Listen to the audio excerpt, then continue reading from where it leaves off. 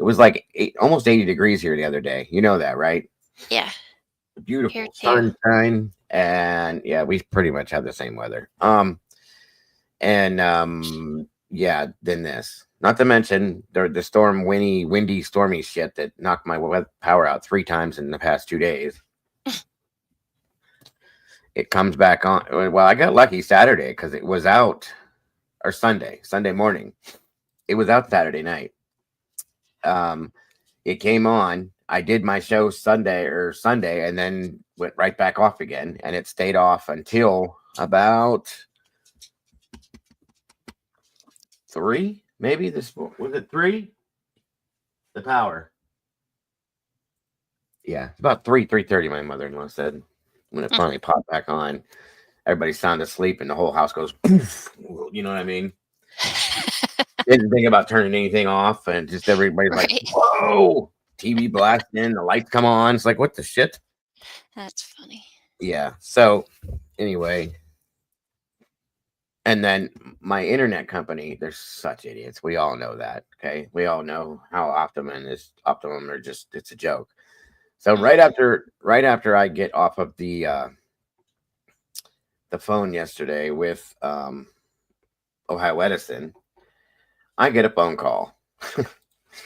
You'll get a kick out of this. So I answer the phone. I say hello, and I hear this is Optimum. We were just calling to let you know that there's an outage in your area. Really? Couldn't tell. Are you sure? Because since the power's out, the internet's going to go out with that. Just to make sure. And I looked at the phone literally like, what? Bye. I can't stand that company. I can't. So yeah, They're everything. special. I mean, that was such a yeah, whatever. But yeah, when the power came on, oh buddy, it was a shock to the world. I think everything was left on it because I had my kids were here. Randy was making dinner, which thank God that got to be finished. The oven stayed hot enough that it finished making. She made a meatloaf, and it was almost to the end when it kicked out. So we ate in the dark, and then we stared at each other um, for a while until they decided to go home. And then I picked up a book and tried to read that, but it was so shitty here that there was no sun, so there was no light. It was a very boring day, folks. When you have no electricity, it reminds me of like I felt like the Waltons or something. I'm like, all right, guys, let's pull the little house on the prairie thing and see what we can pull out of this. We went to bed early last night. I'll put it that way. Right. Until 3 o'clock when everything went, and the whole world was illuminated. So, but she had to get up early anyway to go to work, so that was like her alarm clock. Anyway, interesting. So cross your fingers, everything stays on. I think now that now it's sunny. See what the hell is going on? Kind of sunny. It's still freezing. I can feel it. Good morning, Miss Paula. How are you today? And Stitches in the house. Good to see you too. Thank you for joining us. Yes, please do grab some coffee. Hit the like button, guys. We're looking into the missing case of Miss Jennifer Lynn Fay. What happened and where is she? And if we have some time, which I think we will, yes, cross everything: fingers, toes, eyes, elbows, butt hairs, whatever you got to cross. I don't care. I cannot go a whole another day with no power. It's crazy, crazy, crazy. I had to tell Caden 3,500 times: do not open the refrigerator. Do not open the refrigerator. Do not open the refrigerator. Do not open. He opened the refrigerator. I said, why do you keep saying that? I can't get it. I said, because it got to stay cold and we don't want things going bad. Hello, Miss Alicia. Welcome back. Good day and hello, Miss Cassie Ermagerd. Yeah. So luckily we made it. Everything did nothing spoiled. Everything was okay. Good. Um And thank God it came on when it did, because like I said, it got cold, so the furnace kicked back on. It's cold. It is cold. Yeah. I was surprised it was out. The power usually doesn't stay out that long. So there's somebody must have hit something or done something, or my guess is a tree came down on something. And our power runs off of because we're out in the township area. We're running off of one of those big electric grid things. Mm. So anytime anything happens there, like I think it was last year, maybe the year before, it froze because it was probably the year before because it was so cold, and it just shut everything off. And it was like minus 500 or something. So no heat, and Cold. we were literally freezing, like with the icicles off our nose type shit. It was crazy. We figured out ours was there you go. That'll definitely do it. We've had those too. I had one blow up right next to my house here. Exploded. It exploded. Where's that star BBBB? Lost power earlier. About 1, came back on about 3. You're in Ohio too, Stitches. I don't know. It wasn't even a big deal. And it was still causing, like, it wasn't like tornado weather or anything. And there really wasn't too much bad wind. It was just barely raining. So I'm like, what the hell is this big deal, you know? Good morning, Miss Peggy. Afternoon, sorry, it's a little later. But I had some things I had to handle and get done since the power was out. That's why we're running late today. So sorry. And that's why there was no scary stuff last night. I may try it tonight, but I'm afraid to set a schedule with it because every time I do, something happens. I'm in East Central. Oh, yeah. Okay, see. And I have to wonder if we're sharing stuff with other places because it was not bad here. We had a little bit of stuff, but it was other places. So maybe that's what happened. I don't know. Yeah. Let's say we had loud thunder and lots of lightning a couple nights or so ago. Oh, yeah. We did too. And that was really, I mean, it got windy here after that, but nothing. Well, that night I could understand. That's why when we lost it then, I was like, okay, I get yesterday. I don't understand unless it was from the problem from the night before and they took it down to fix it again. You know what I mean? I don't. Yeah. But why would it come back on for that? Just didn't make sense unless it was I don't know. All I know is I was bored out of my damn mind yesterday. I had nothing to watch, not here or TV. I couldn't read because it was dark. Reading by candlelight just doesn't do it for me. Sorry. There's coffee frozen to the side of my car. What did you do, Miss Alicia? I don't know if I want to know. Yes, share the sunshine with us, Stormy, please. You still fighting with the horse, Miss Wisdom? They're just arguing. They're not fighting. Oh, arguing. Okay. Jeez. Her and that dog, they go round and round. Welcome to Ohio, where one day you have a tornado. Oh, yeah. Yeah, it'll snow here today. It'll be 90 tomorrow. Ohio is the most bipolar weather, I think, in the whole United States, in my opinion. In my opinion, of course. So here it's 42. The real feel supposedly is 55. Tomorrow's going to be 70.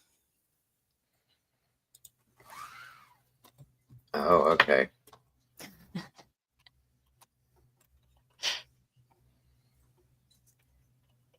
Yep. 1 minute. When I got coffee the other day, when they handed it to me, we slopped it a little and it froze instantly. Oh, wow. Oh, yeah. Jesus, you guys are colder, way colder than we are up there. Which I understand, but. Hello, SRB. There she is. SRBBBBBBB. Guten Morgen. Hello. It's the armpit of America, and yes, it is. Kind of smells. Come to Michigan, hold our burners, and we're not too far apart. Like I said, between you and Mama Bear, myself, Zelda, somebody else lives in Michigan too, or Indiana too. The three, and well, Pennsylvania. The four of our states are all pretty much the same Mm-hmm. weather-wise, and it just sucks when it wants to. Good morning, SRB.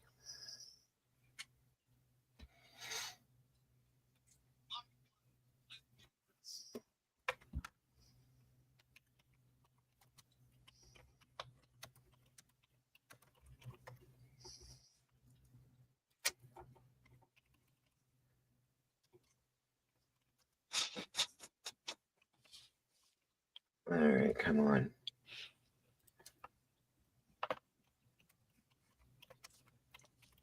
Cassie, are you calling your mom names?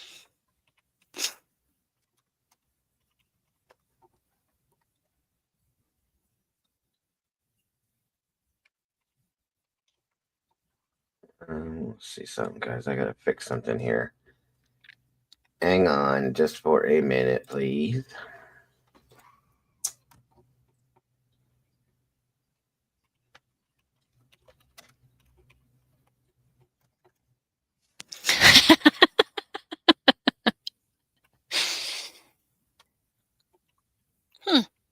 That's not cool. What'd you do? I guess another creator used to call SRB Senior B. Senior B? Mm-hmm. Okay, that's Oh, because of different. the SR and then the B. Oh, senior B. Interesting. Okay. Interesting.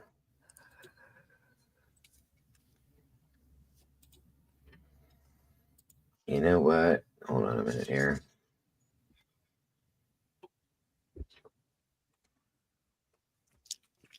I don't blame you. I would too. Hang on here. I think. Hold tight. I will be right back. Okay. Okay.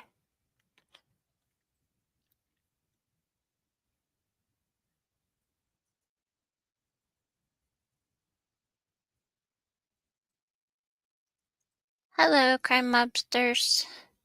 Thomas.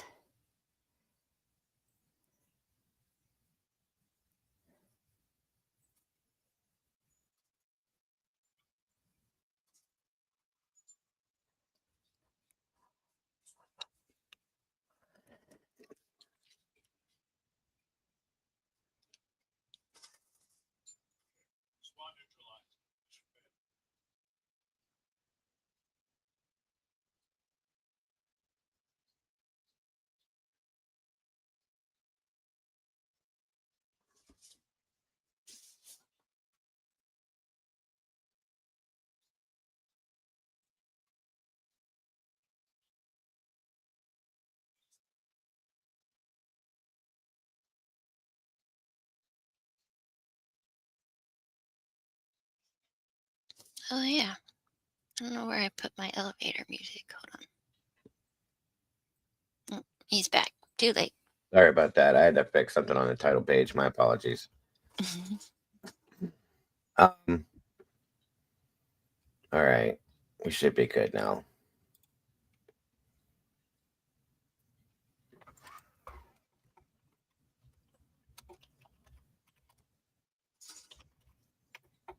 Okay.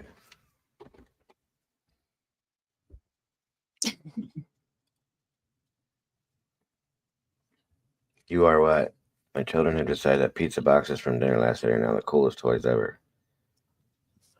Okay. Are they sliding down the stairs on them?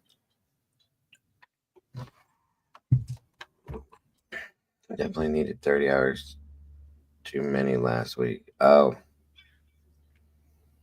you need a vacation, Mikey.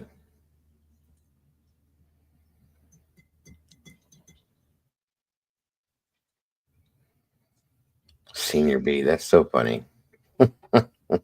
Seriously, the my kids even now will have more fun and they're teenagers with a huge like refrigerator box or something than they would anything else, I could have fun with the refrigerator box. right?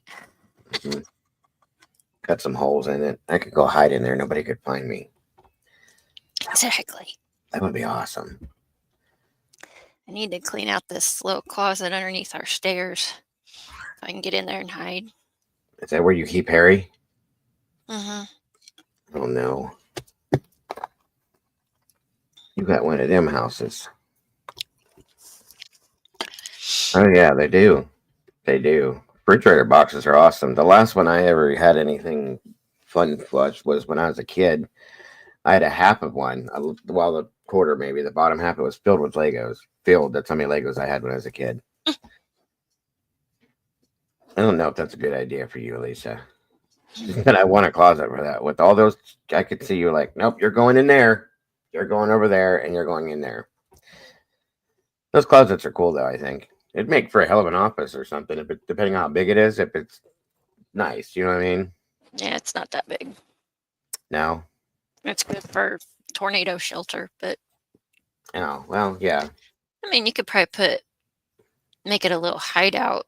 You could get like a small, like a twin size mattress in there or some. You could probably put a computer desk in there, and you know what I mean. Mm,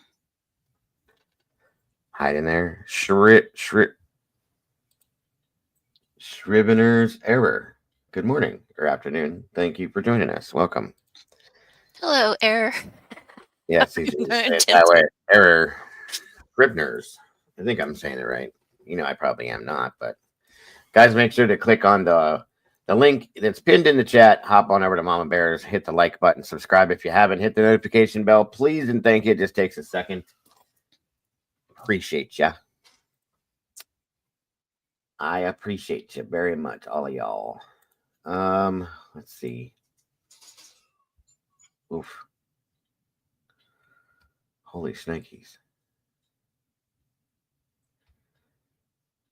All right, guys.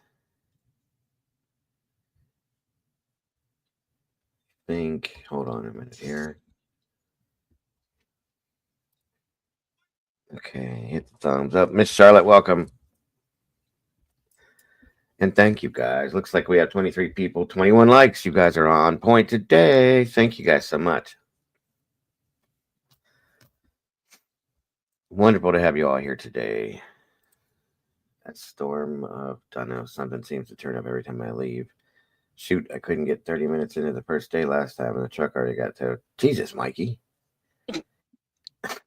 You are just not having good luck, bro. Period. That's not cool. Yes, what would they do without you, Mike? Truly. Probably not anything good. Just send more texts and more calls. Right? Shut your phone off. It's the only way you'd probably get any kind of rest. In my opinion.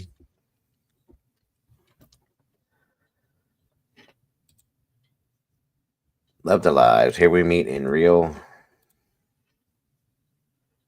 As much as I believe, I truly love this community, but I need to leave now. Cheers. Okay. Well, thank you, Raul. Appreciate you. Have a good day. Thank you for stopping by.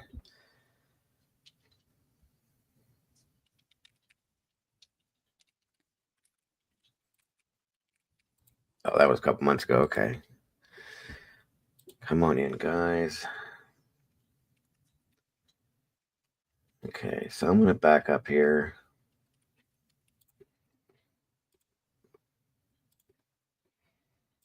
Get some of these put in here and get some of this rolling so we can get moving, guys. Let's start off this morning with some missing posters, of course. First one I have is Sabrina Carrillo out of Houston, Texas. Last seen February 23rd of this year, 15 years old, 5'4", 140 pounds. I don't know. Like I said, I don't have updates on some of these. I'm trying to figure out how to get those. Working on it, you guys. But I don't know that she's still out there. And if she is, hopefully this helps to bring her home. She was last seen on February 23rd of 25 around 7:43 p.m. in the 5600 block Grapevine Street in Houston, Texas. And here we go. Never fails. Sorry, guys. Give me 1 second, please. Mm-hmm.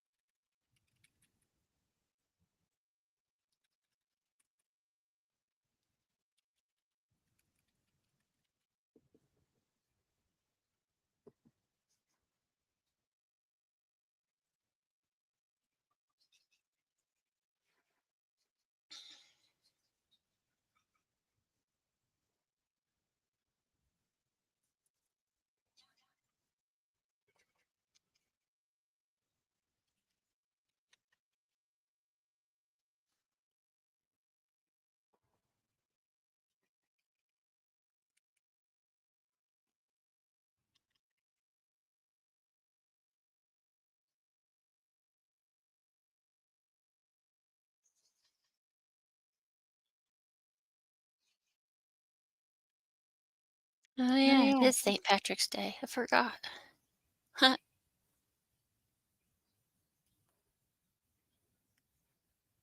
So happy St. Patrick's Day.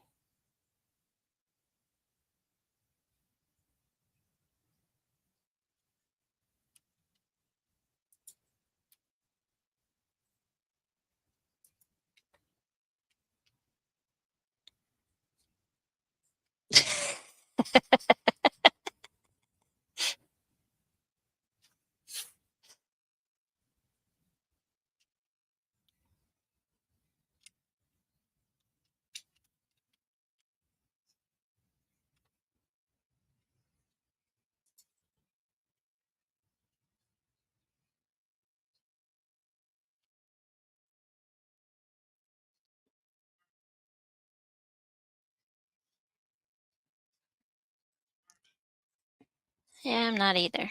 Oh well.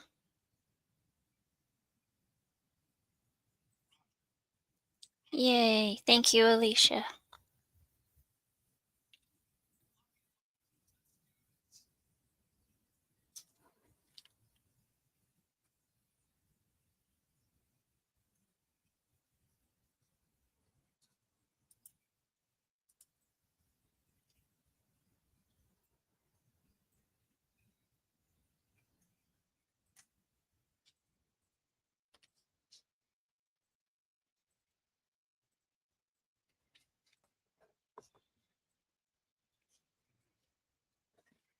I have a purple and it's different shades of purple striped shirt.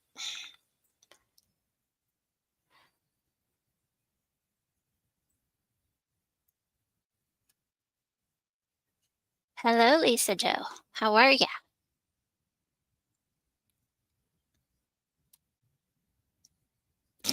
That's funny, Cass.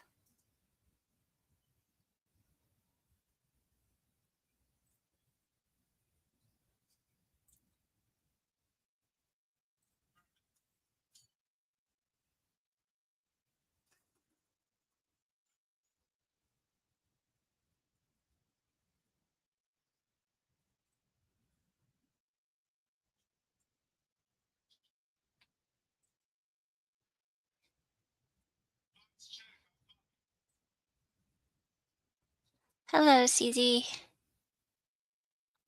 Okay, guys. Sorry about that. That was the missus. She is having a not good day, so I had to have a little conversation. And thank you, Sister? Alicia. No, my wife. Oh, I don't know why I thought you said your sister. I was like, huh? The missus. Sorry. Oh. Thank you for the info on that one, Alicia. I appreciate that. So moving on, we have Leah Van Schweik out of Plantation, Florida, last seen August 15th of 82. At that time, she was 17, 5'5", 125 pounds. Leah was last seen in Plantation on August 15th of 82. She has never been heard from again. She was living with a biker at the time of her disappearance. I remember going over this one before. Um, and working in a bar in Hallandale Beach, Florida. Leah's family resided in New Jersey in 82 and reported her as missing before as a missing person after she stopped calling them. New Jersey authorities are handling her investigation. Foul play is suspected in Leah's case. The biker she lived with is considered a suspect in her disappearance, but no charges have been filed against anyone in her case. Leah has a 3-inch scar on her outer left thigh and a brown birthmark on the inside of her left knee. This is what a age progressed photograph would be of what Leah could look like right now. If anybody has any information in regards to Leah's whereabouts, or if you yourself may see this, Miss Leah, please contact New Jersey State Police at 609-882-2000. Case number is H02588117. Thank you, guys. One minute. Let me see here.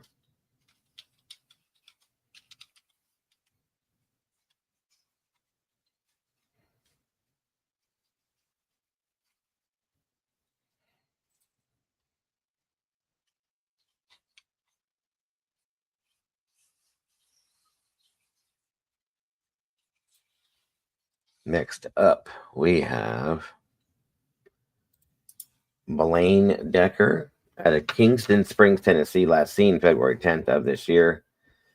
Blaine is 32 years old, 6'3", 180 pounds. Blaine was last known to be at the Roadway Inn in Kingston Springs, Tennessee. He left the location with his wife, Allison Decker.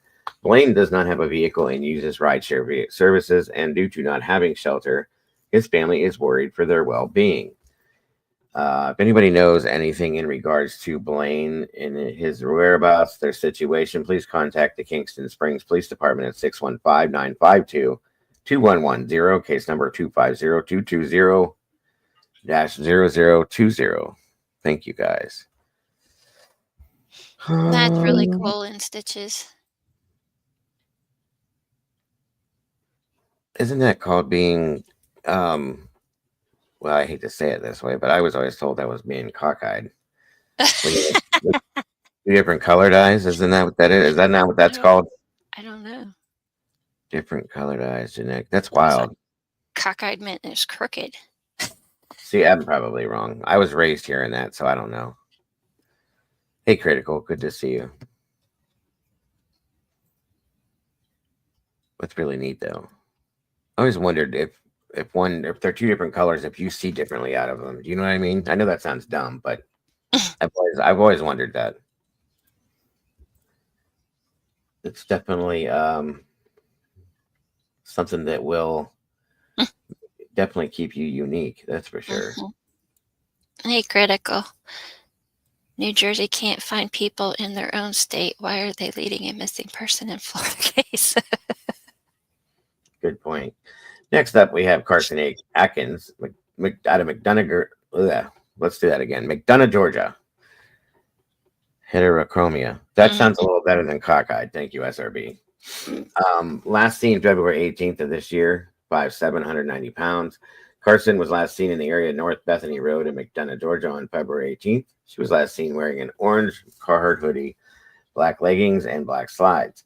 If anybody has any information in regards to Carson's whereabouts, please contact the Henry County Police at 770-957-9121, case number 2025-0001-8605. Thank you, folks. All right. Let me see here. Next up, I have Shelton Sanders out of Columbia, South Carolina. Last seen June 19th of 2000. She was found safe too. Thank you. See, I'm going to have to figure out a way to find these, Alicia. Thank you. Last seen June 19th of 2001. 25 years old, 6'1", 225 pounds. Sanders has not been heard of since June 19th of 01. When he called his family and said that he was on his way home from Columbia, South Carolina, he was seen around 9:51 p.m. at the Embassy Suites in Columbia, where he was planning a bachelor party for a friend.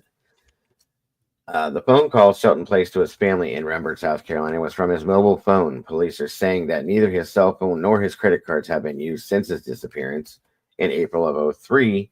The 1988 Oldsmobile Regency Sanders was driving that night. He vanished, turned up in a parking lot at Greenbrier Apartments in Northeast Columbia. Police believe it had been abandoned since Shelton's disappearance on October 5th of '05. The police arrested 30-year-old Mark Anthony Richardson. He was charged with murder and taken to the Richmond County Jail. He was the last person with Sheldon while he was alive. If anybody has any whereabouts or any knowledge as to the whereabouts or situation of um, Sheldon Sanders, please contact Richmond County Sheriff at 803-576-3000, case number 030-525-1221.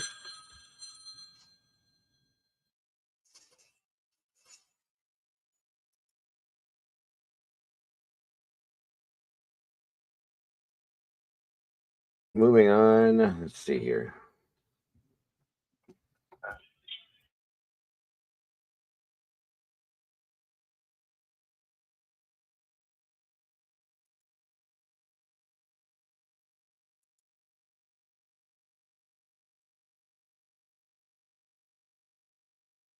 Stupid telemarketers.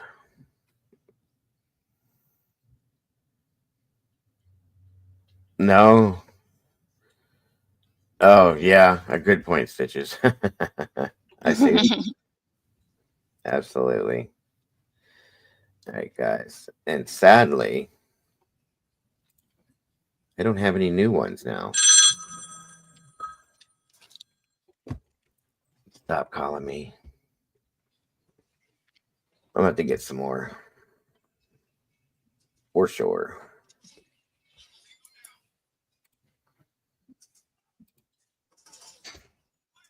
Right. Yeah. No, understood. Thank you, Alicia. Yeah, I have to figure out a better way of getting more of them and being able to find them, get the result on them. You're kidding me. Hold on a minute. I'm gonna tell this person off.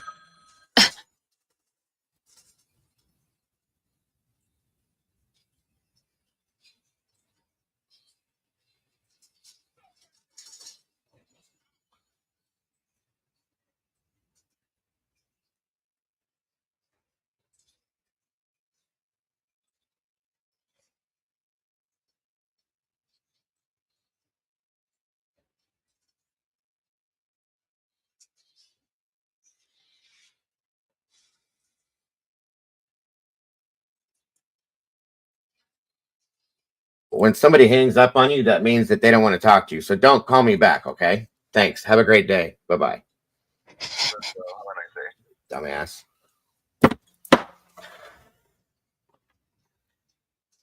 This is why.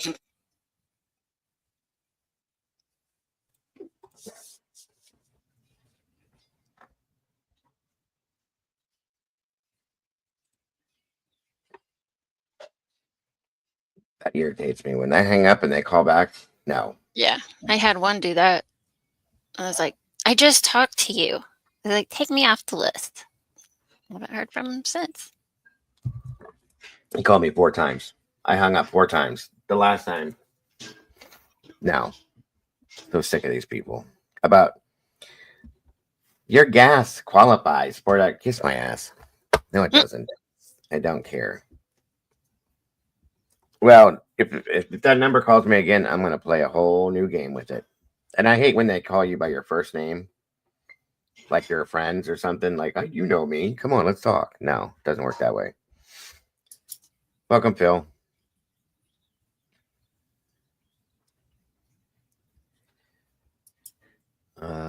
Okay. Yeah.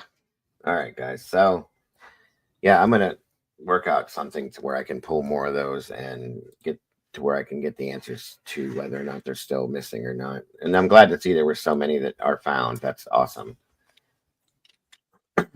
Absolutely awesome.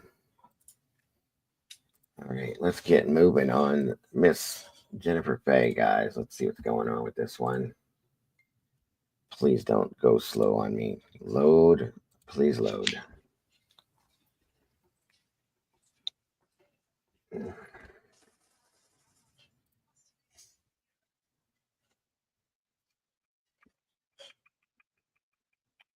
Okay.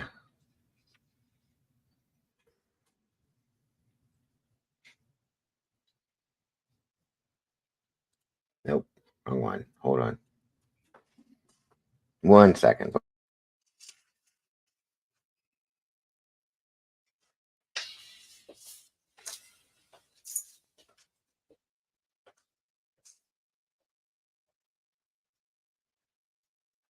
So this case, guys, Jennifer went missing out of Austin, Texas. For anybody that's in Texas, I don't know if the name sounds familiar, if it's something you recognize, but it could be. Let's see here.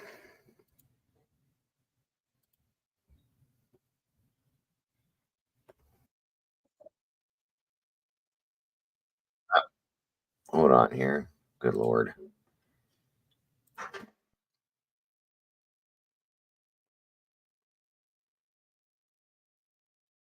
Thank you, Lone Bear.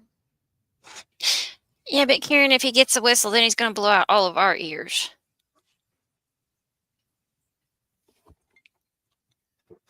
Welcome, Karen. And whistle for what? To blow on the phone when the scammers call. Oh, I have a bullhorn I could do.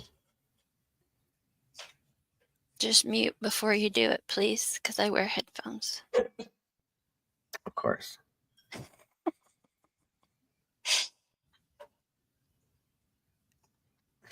That's a trip, Cassie. That's a trip. Okay.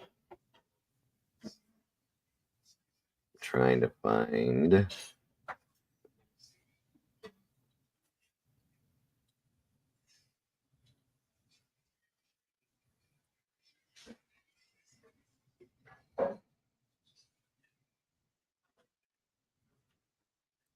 Here it is. Good Lord have mercy. This should not be this hard.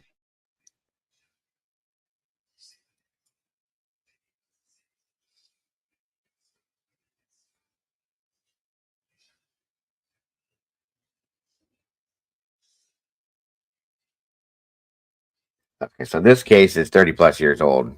She's been missing for a long time, guys. So we definitely need to bring some awareness to this, so on and so forth, and get it out there. Rock Phobo calls. That's who oh, that's funny. Welcome, Mittens, by the way. Good to see you again. Phil, thank you for joining us. If you didn't hear me, you know what? I have blocked these numbers. That one that's new though. That came out of Massachusetts. So Phil, stop scam calling me. Just kidding. Anyway, welcome, Stephen. Thank you for the email as well.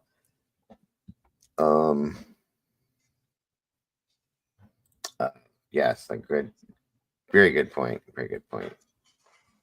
By the way, happy St. Patrick's Day, guys. I didn't realize that until my wife said something. Did not even realize. All right, so I'm going to start off here with this news clip, and then we're going to roll into it.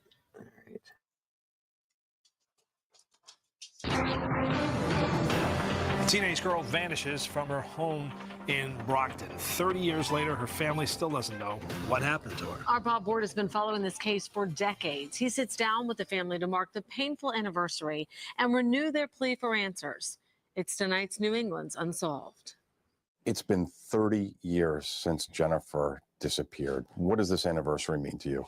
Means that I still don't know where my daughter is. I don't know what happened to her. Somewhere along these Brockton streets, in this neighborhood, many believe is the answer to a heartbreaking mystery. What happened to Jennifer Fay?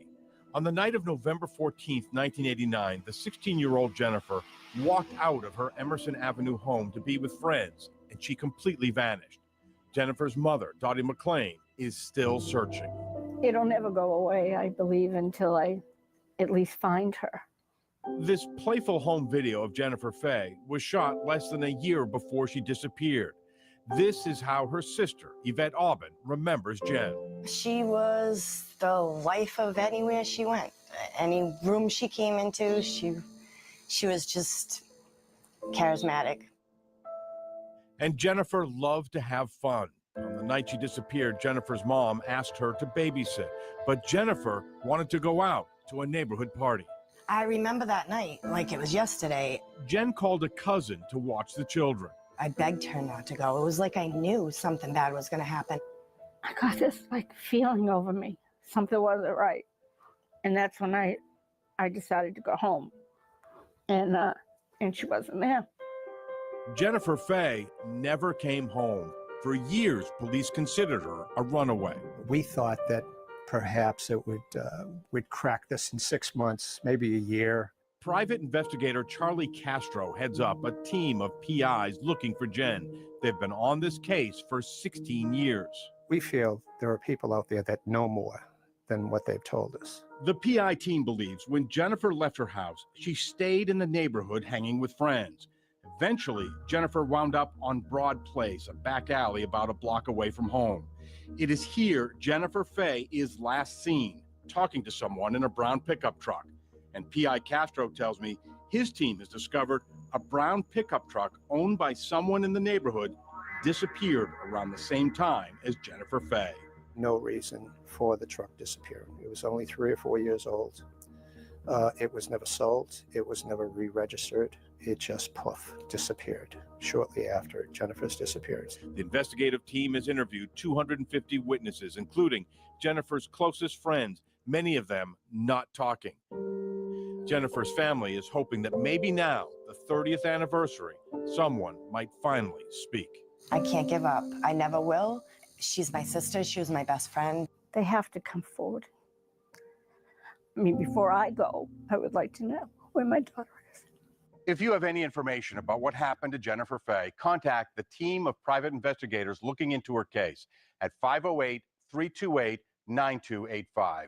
For New England's Unsolved, I'm Bob Ward, Boston 25 News.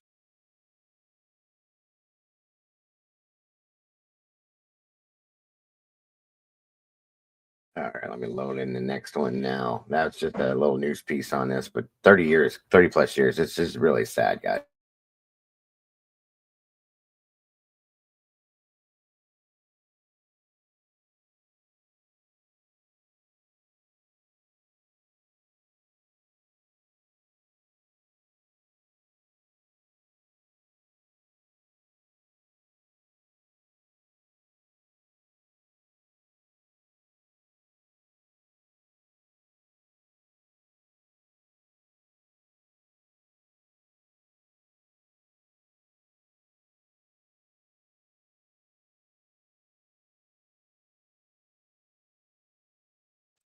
Sorry for the delay, everyone.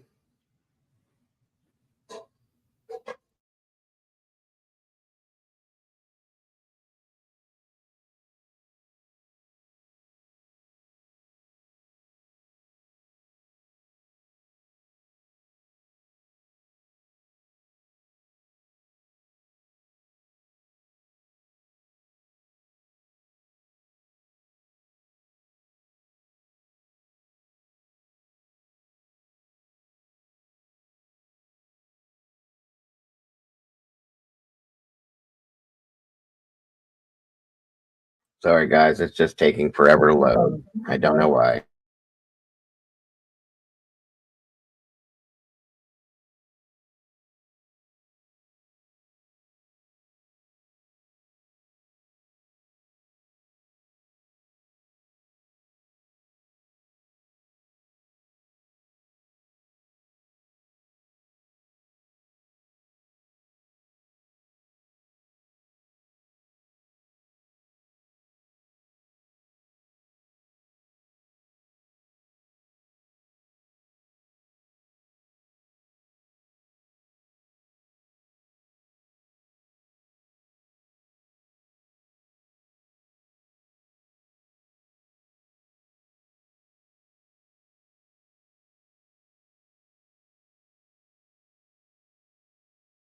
All right, here we go. Finally loaded up. Good Lord. Sorry about that, you guys.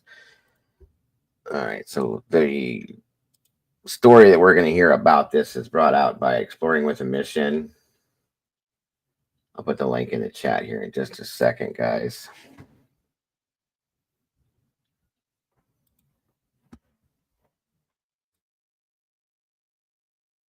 Please let me know how the audio is. And in the dark at night, no one would ever know you were here. And this location has deep water right off the rocks.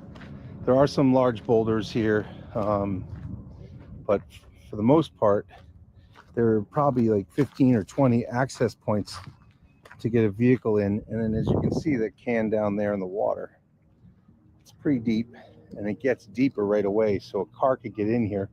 We're looking for a brown, I believe, Ford F-150.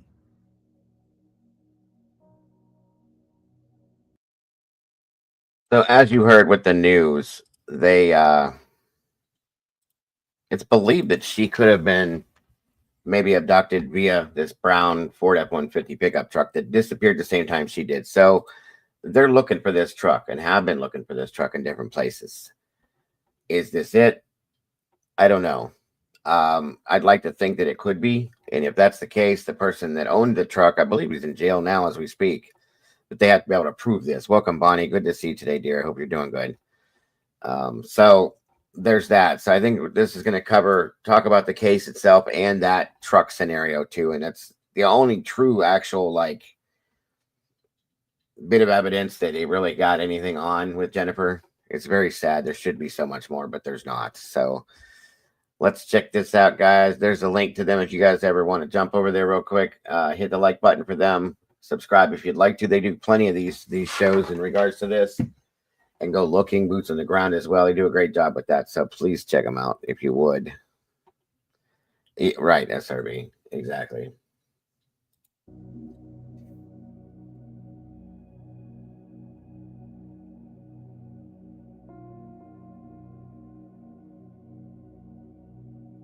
Jennifer Fay is the 4 of spades in the Massachusetts State Police deck of cards. She went missing when she was 16 years old.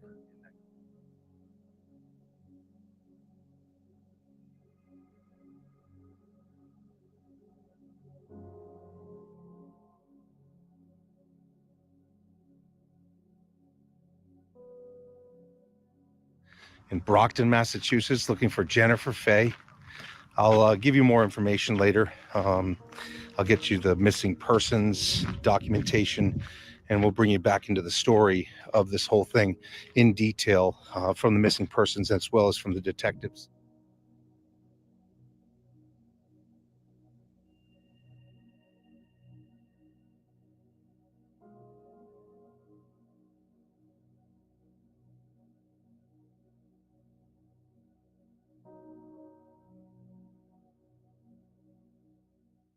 Jennifer Fay left her home on November 14, 1989 to attend a party in the neighborhood. She then walked to the corner. Yeah, he does a lot of cold cases. They do the boots on the ground stuff. So I follow a lot of what he covers too. So yes, if you have been subbed to him, great. If not, you should definitely do it, guys. He does great stuff. So thank you. Store called Rice's, and at one point was seen next to a brown F-150, and then she vanished.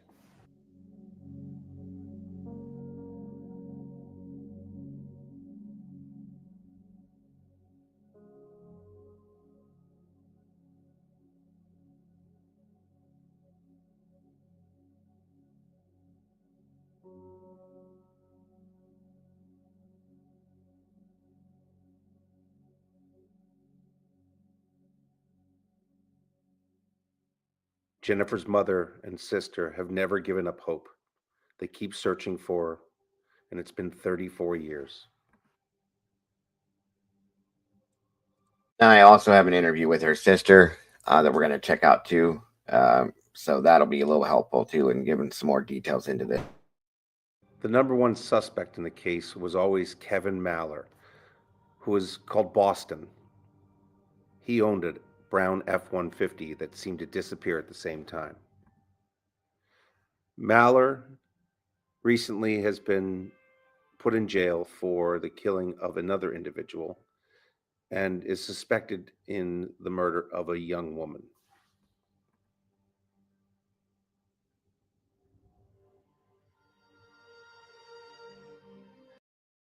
The only lead they've ever had, and which is this Kevin Maller, Paula, the only one that I believe, and he's in jail already for being suspected of killing one person and another murder. So this is the only lead they have. Truly, it's really sad. So that's the only one I can give you for now. Yes, ma'am. Thank you for being here today. I appreciate you. This case has baffled investigators for years, but recently, Tom Soretta, a private investigator, brought to light the brown F-150 that used to sit in Kevin Maller's driveway. This is him, Paula. This Kevin Maller. He's the only suspect, the only person of interest whatsoever, the only one, period.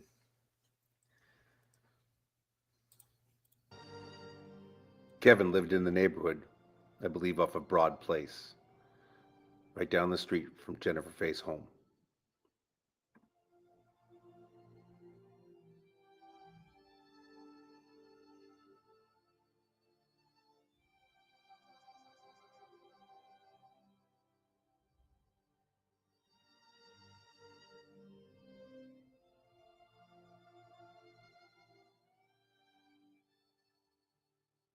So today, I'm doing a search for Jennifer Fay. Jennifer Fay was a young girl that went missing. She was never found, and the individual that they think murdered her actually was put in jail a few years ago for murdering somebody else. He was a young kid at the time. He was in his early 20s or late teens. And so I'm here at Waldo Lake at Brockton, and I'm attempting to recon the area to determine whether or not Waldo Lake or Brockton Reservoir has the ability to hold an F-150.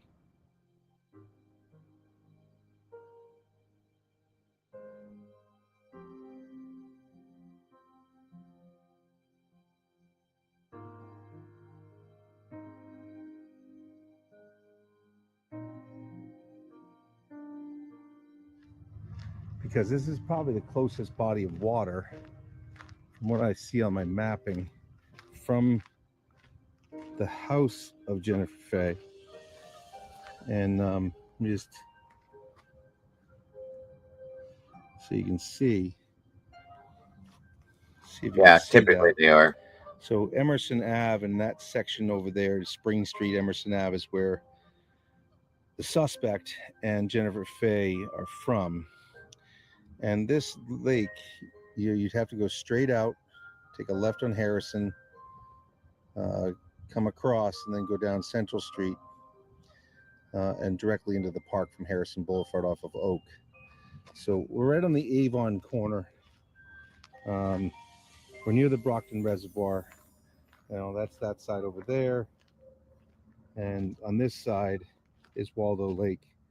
And you have the DW Field Parkway, which goes all the way around. So it goes all the way around that outside edge. And you can see them over there driving. There's access points over there. There's access points on the front corner. There's access points on that corner. There's access points at that parking lot. This entire road is an access point. And back in that time, I'm sure there weren't a lot of police officers that were coming in here in the dark. Very easy to slip a vehicle in. Again, I'm looking at, can you get right into there? Can you get to deep water if you float? Can you get the car? Wisdom asked question, wouldn't it depend on the surface under the water, like quicksand or clay, asking for a friend? Sure it would. I would imagine, yeah. That's a good question, though. How deep it would go, what type it would be. Yeah, that's a good question, Sherry. Agreed. Welcome, Miss Kim from CLK Creations. Good to have you here today. Hope you're having a good day. Thank you for joining us. Car in there without bottoming out and then having a real issue that the car's half in and half out. So I've got to try to find a place where you can get the vehicle into easily, know it's deep enough, and know that back in the day that they could get this Thank you so much. F-150 to disappear. Not the brightest group of individuals, but they've evaded the law for almost 40 years. So that being said, that's where we're at. We're at Waldo Lake in Brockton, Massachusetts, looking for Jennifer Fay. But the reason why, again, I'm looking at this one is because it's close to home, and we need to bring these people home, and especially a young girl.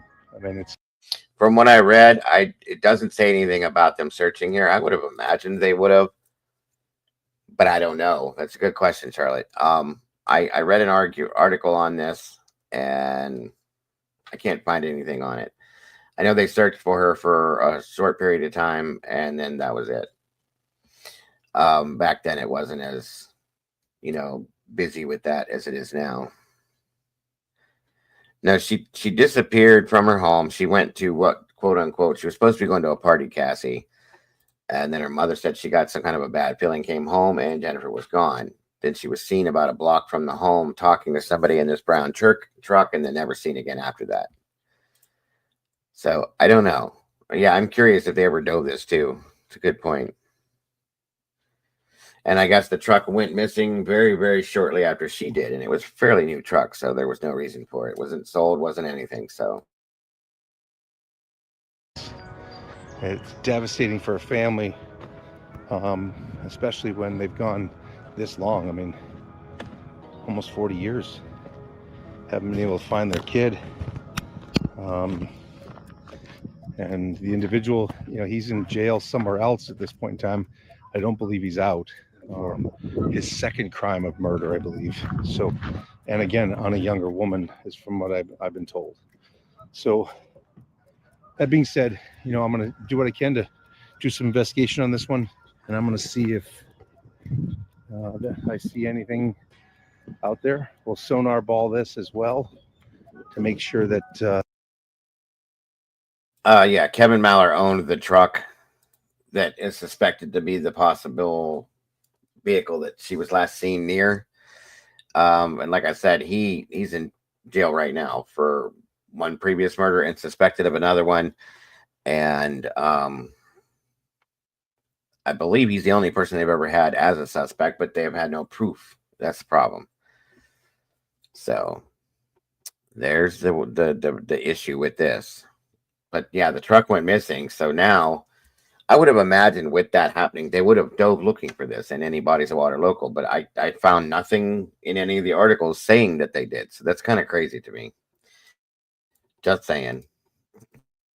There's nothing in there. But as you can see, there's access points everywhere. And there's people fishing. And if you're a fisherman, you know about Waldo Pond or Waldo Lake. I mean, you could literally drive right into here. From right up there, just come around the corner, come straight in, and bang. But this looks like it might be a little too shallow. But there are some spots that I think are deeper off the road edges that we're going to keep on looking at. I'll put the sonar in, put the boat in, and see what I can find. See if we can again clear some areas for the family. We'll clear Waldo Lake first, Brockton Reservoir second if we can get in there, and then start working on the other 14 ponds, I believe, and lakes that are up here that need to be cleared. So we're in the Taunton River watershed in Brockton, Mass, at the town line. We're driving into DW Field Park next. DW Field Park. Are you guys talking about like Adventures with a Purpose?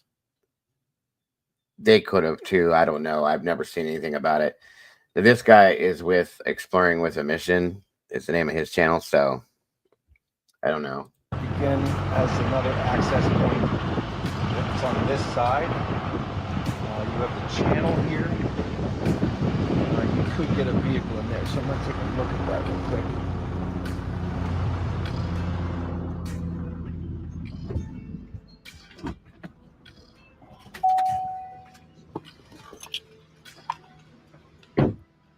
Again, looking for easy access points.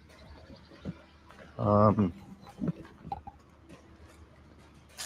in the day, this would have looked different. But this is a pretty deep section right here. So I'm going to sonar that. Definitely drop off into the abyss. But this section seems to drop off pretty good. I don't know if you get your car through here, but I mean, it is an F-150. Probably none of this would have been here. You know, and again, these trees have been here for a long time. So, but it's pretty, gets pretty deep in this little channel right here. So I should probably check that.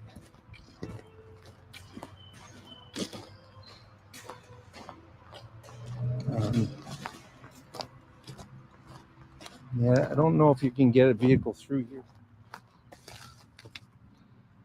Yeah, I don't know.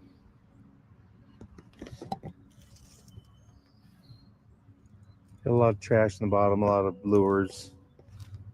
But I'm sure it's deep right there. I don't think you can get up on that run up there to get to that pump house. We're going to go all the way around this thing, see what we can find. Again, you could get through here, but it'd be tight back in the day unless you went that way, and even that way is tight. It's not ideal. You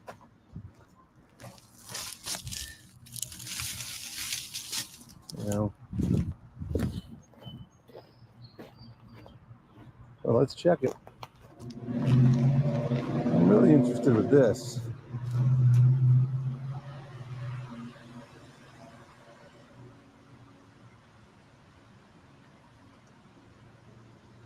Very possible to get something in there. So again, you got access point here that goes to deep water right there.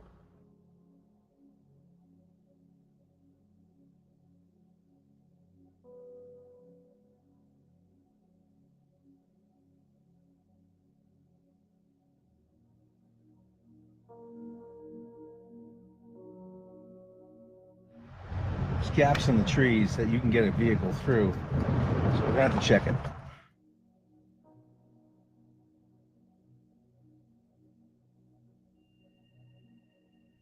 And you can get a vehicle in there too.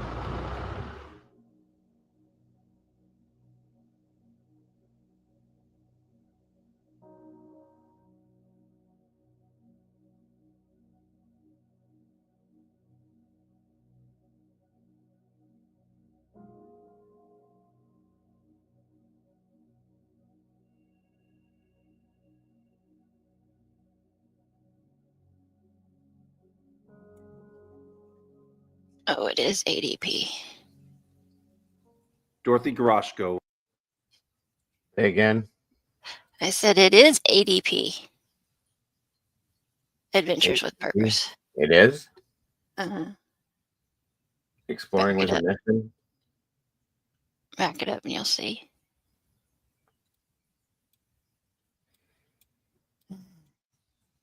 Did I go too far? Yeah.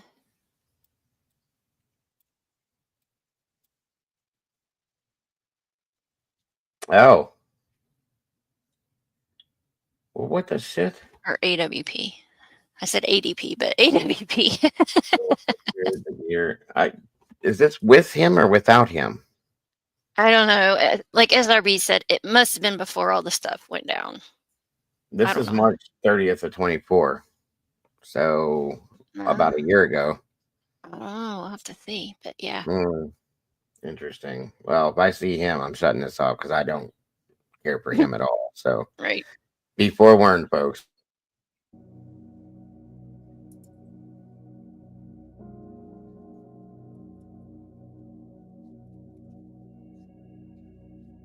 Must have changed the name then. That makes sense.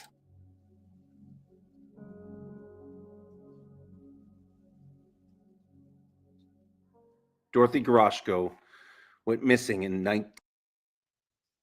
Yeah, that's what I was wondering. Like what SRB said, if this is the guy that took over after he was gone. I don't remember. I blocked all that out. I don't want to know. I just quit watching everything when his stuff came out, and I was done with it. And then that's why I never noticed any of that. But okay. Jared sued all his divers about footage, and they had to put his logo on. Oh, really? Oh, okay.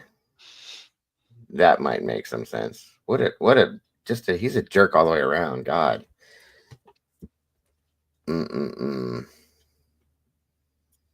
Unbelievable. Let me see something here. I don't know. So is AWP still his thing or not? I don't know what went on with all that. Yeah, I believe so. Really? So he got away with all that. So I don't understand who this would be then. Exploring with a mission. I didn't even think this had any kind of a thing, any kind of a connection whatsoever. Oh, yeah. Oh, shit. Just play it. Mostly on TikTok, yes. Oh, well. Really interested in this.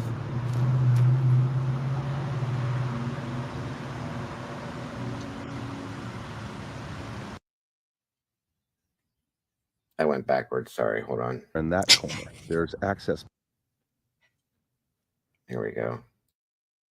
In the case, there's a couple, but the individual that's involved in the case is actually in jail for another murder of a man down in South Carolina.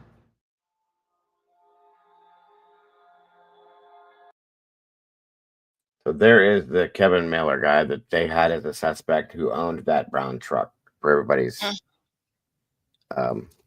Okay, good. Thank you, Wisdom. It's not Jared, it's a legal formality. Thank you. Okay.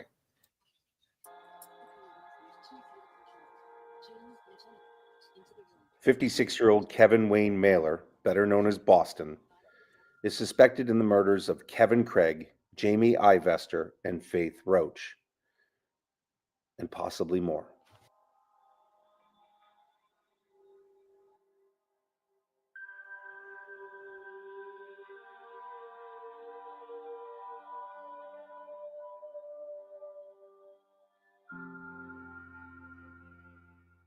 Kevin had a lengthy drug history from 19 years old all the way to 56, and was on drug charges as well as murder charges down in South Carolina.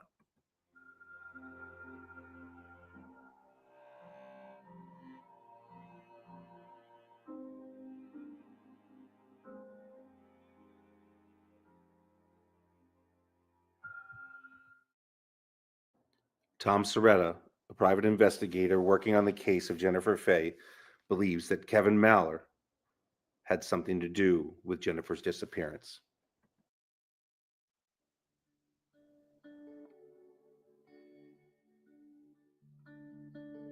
So we just thought we'd give a hand to the state police and to the family and try to clear some bodies of water where there's a potential for a vehicle to enter from multiple means of egress. So again, first pond of the day. The DF Park was closed this morning until 12, so we are going to try to clear other ponds until that opens, because that park in Waldo Pond and Waldo Lake and the Brockton Reservoir are the closest bodies of water.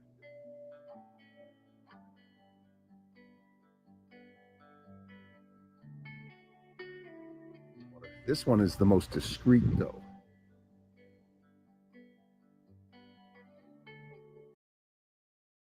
And that's probably the one that's most prominent to be the one that may have this. The one that's most discreet. Obviously, somebody that's going to do this is going to do this at night so that you don't really see what's going on. And they're going to try to have it somewhere where it's hidden, where if you do this, because it could take some time to get the truck to go in and go under if they did this. So you don't want to do this in front of everybody. So I would have ventured to say that, the most discreet, most hidden place to be able to do this would be the one that you would think to do this. Obviously, something's not right because the truck disappeared. And it was almost new, okay, and as well as her disappearing. So it's a good lead, in my opinion, for sure. Definitely.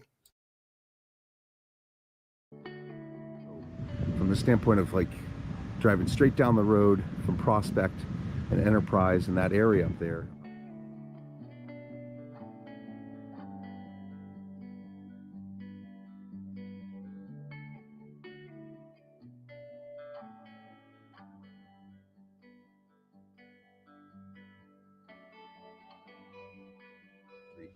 This location in the dark, kind of a shady spot, and it has 9-foot depths right there. So 9 to 12 feet.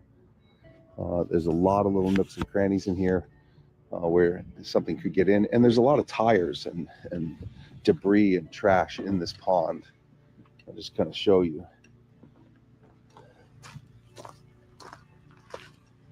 But you can go straight down there into the water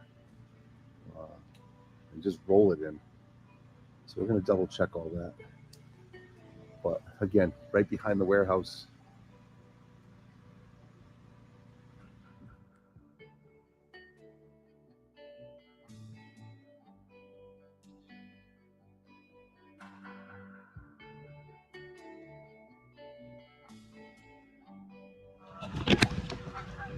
I'm gonna head over to the end of Spring Lane again, just I'm gonna move further out, double check something. Okay.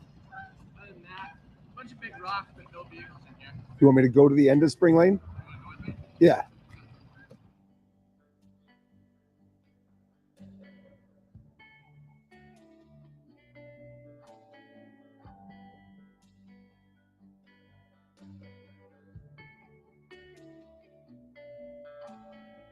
Is that him?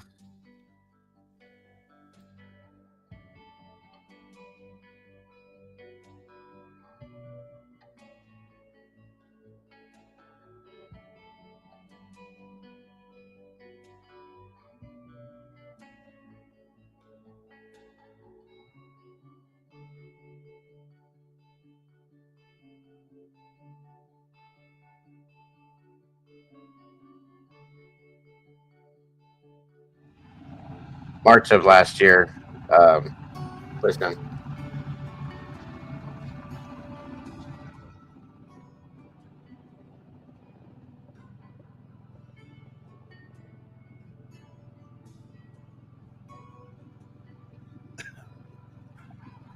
It's actually March 30th of last year, of 24.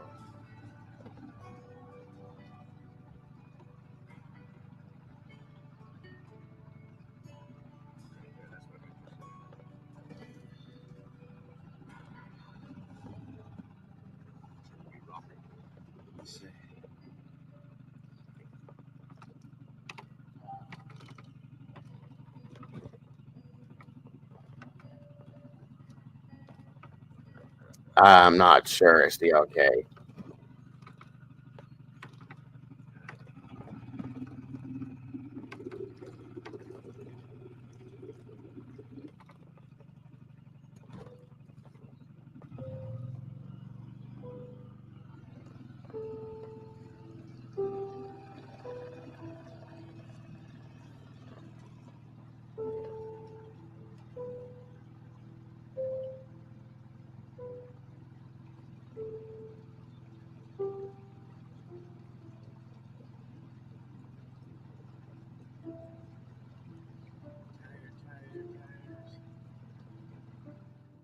I knew what you meant. It's okay.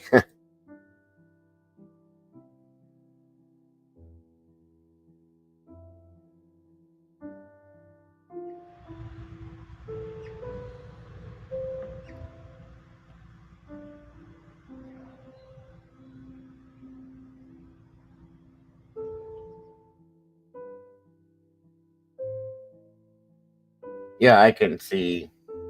I know how to look, what to look for on the when they're using the sonar stuff. There was nothing on those. Jennifer Lynn Fay's mother, Dottie McLean, and her sister, Yvette Aubin, have been waiting 34 years to bring her home.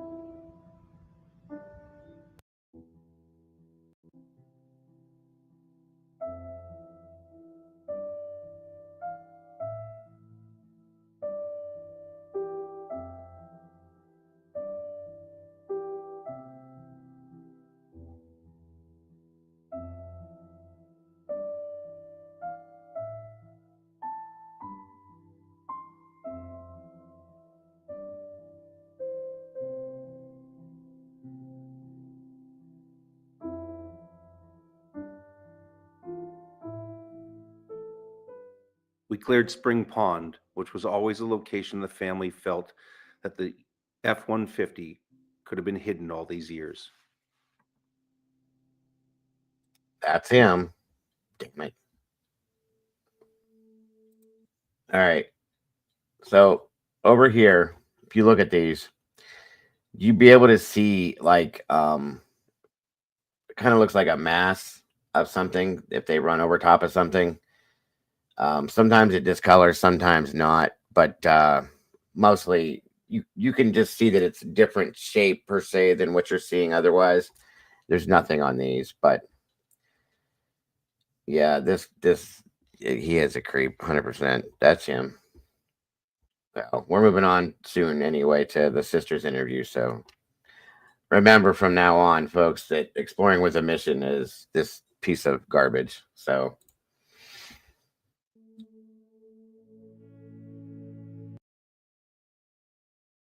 all right, so all of these areas here, if there was something here, it would break up. Okay. When they use the sonar, they run it and it's just ongoing as they're scanning. You'll see it moving. Okay. And if they come upon something that looks like it just is not flat and smooth like that, that's how you know there's something there. And then they stop and they look for it.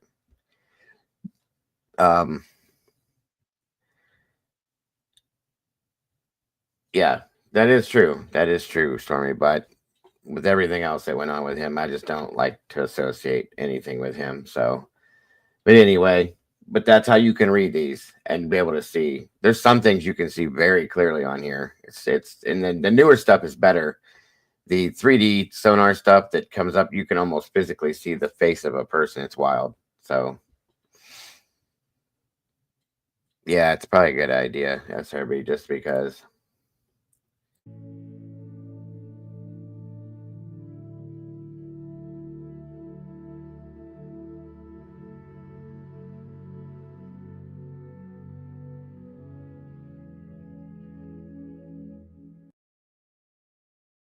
See, if you see all these little bumps, these little like imperfections, how this is all smooth here, but that's stuff that they're seeing underneath there, but not big enough to be per se a pickup truck. You know what I mean? So that's why they pass over things like that, probably.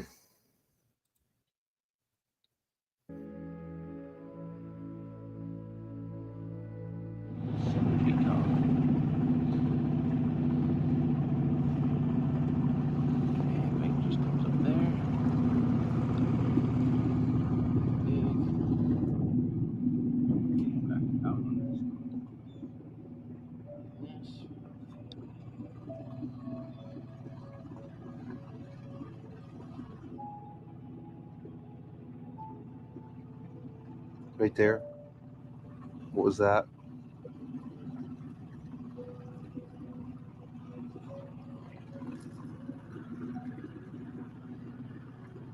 That's not where we were at. Yeah, it's We were close. over off of that tree over there. Okay. Yeah. Let- Off to our left further. Big line of rocks in a Gotcha, straight line. SRB. Thank you. What's that right there? See that big That's what we're interested in. right there? See there? Yeah. That's how you can tell. Oh yeah. It definitely is big enough to be a truck.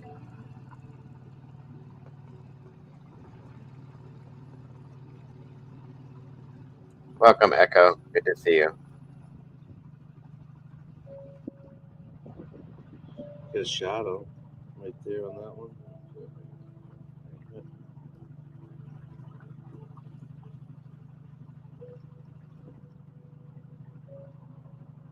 The problem is the silt in the bottom of these waterways is so thick sometimes it's hard to really get a good look.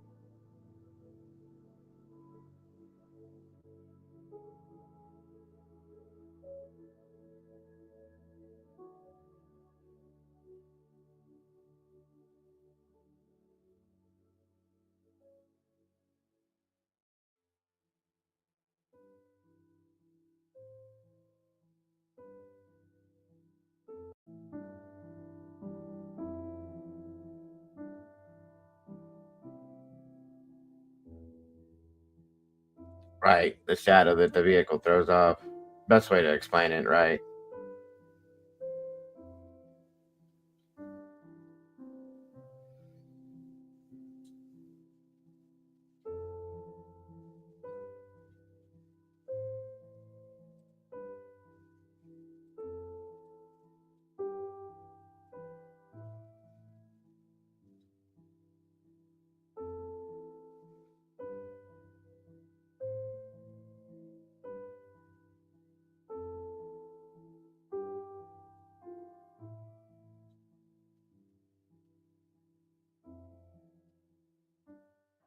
Just so everybody understands what we're looking for and what we're trying to see on the screen, we are looking for vehicles that are in the water column that we can, or get into the water column, and we look at the depth, and the depth determines the size of the vehicle on the screen. If it's a deeper depth, it's a smaller car or a smaller item or object on the bottom. We can then move to 360-degree scanning and look at the vehicle sitting on the bottom in the water column, which is the center of the screen. We can then move to live scan while it's in the water column and look at the vehicle sitting on the bottom and rotate our stick so we can actually see the entire vehicle like an ultrasound.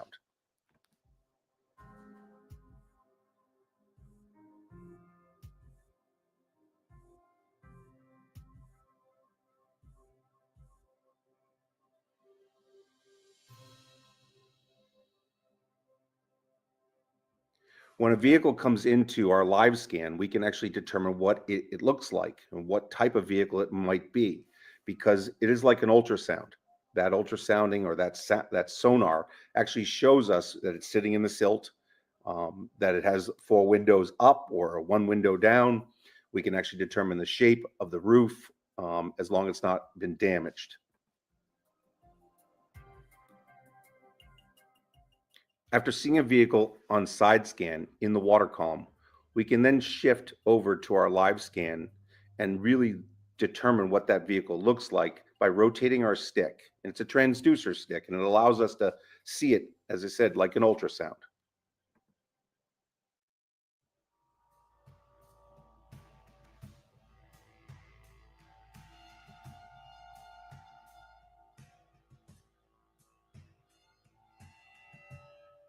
In this scan, we are looking at a side scan where the vehicle is looking from east to west, looking into the water column. The water column is what's under the boat directly. In this scan, we actually are looking at a vehicle that is looking north and south, and a shadow or a sonar shadow to its right, and a tire to the left-hand side. This is actually 2 vehicles sitting on the bottom, just outside of the water column, a tire just north of the vehicles, but one is on its side and one is on its wheels. All these vehicles were either seen in Jamaica Pond or in the Charles River, and they're all 30 to 40 years old. So we're really locked into what a vehicle should look like.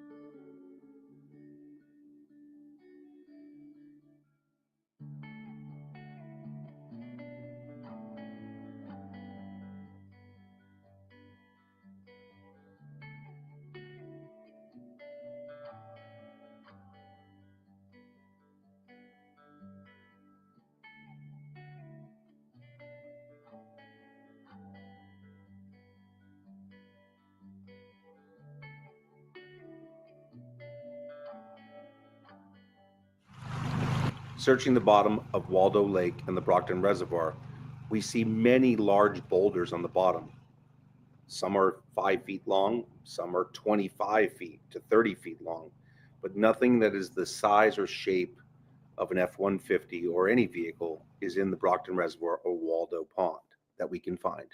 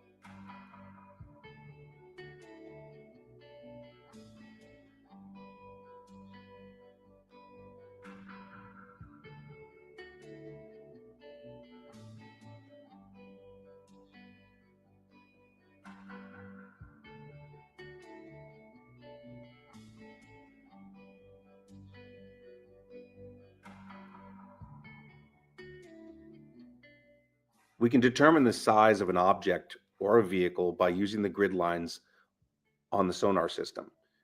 Sometimes an object looks like a vehicle. It doesn't look natural to the environment, but some rocks are square in formation. Other times when we're looking at the sonar, we can actually see an outlet pipe or a dock section or an old concrete abutment that's sitting on the bottom that looks square in formation, such as the items that are in the right-hand side of the screen. But they are man-made objects, but they are not actually a vehicle sitting on the bottom.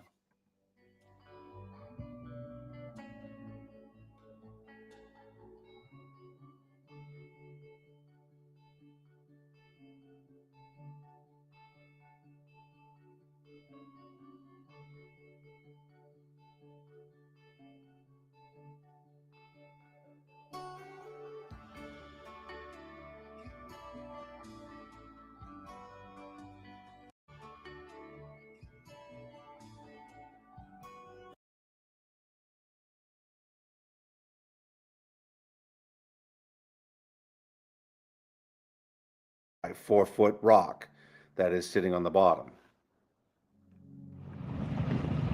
Big, but it's flat. 3 feet tall. And long. And long. So that's probably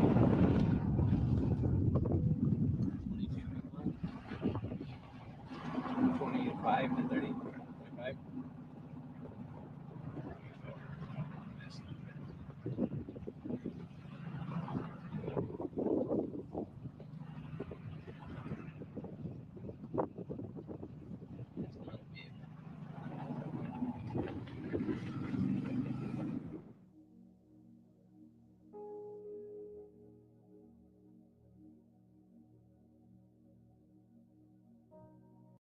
I believe that Jennifer Fay and that F-150 are close to home. I don't believe that teenagers, 19, 20-year-old young men, are going to work that hard to drive that far at that time in 1989 to get rid of that F-150. I believe she's close.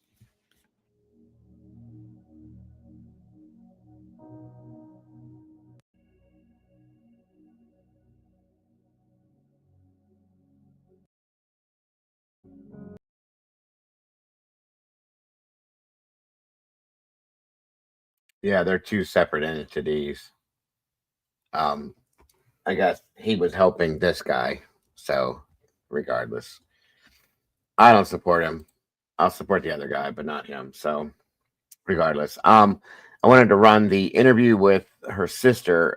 I think it's Yvette is how it's pronounced. That's quite interesting too. So they didn't find her there, but that is the suspicion that she's in a body of water with this vehicle, possibly. It's from March of last year, Charlotte. March of 24. Sorry, last year. Yeah. So hold on here. Let me pull up this interview. Sorry, we had to see his face, guys. I had no idea.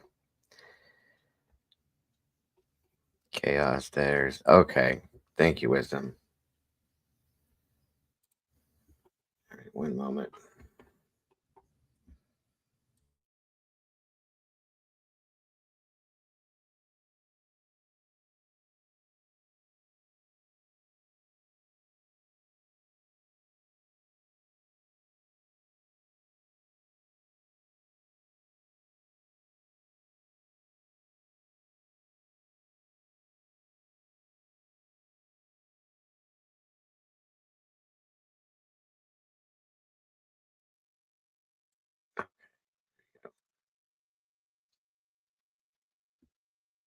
Now, this is Jennifer's sister. She's going to talk about the night that Jennifer disappeared and explain some of that. Good afternoon, Aurora. Thank you for joining us.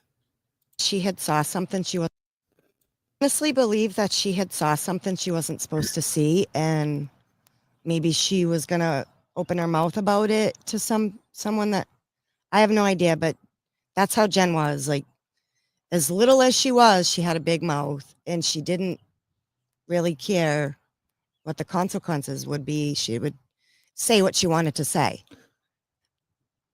It was a setup. I mean, yes, it was a Tuesday night, and yeah, she would go out on weekends, weeknights. It didn't really matter as long as she was doing what she was supposed to. So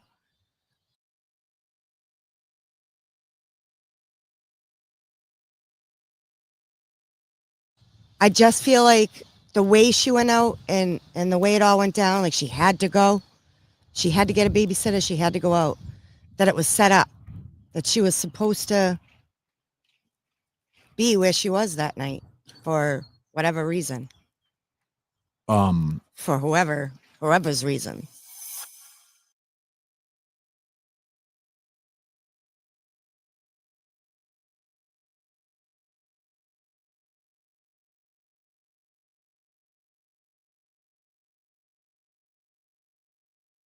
Okay, hold on.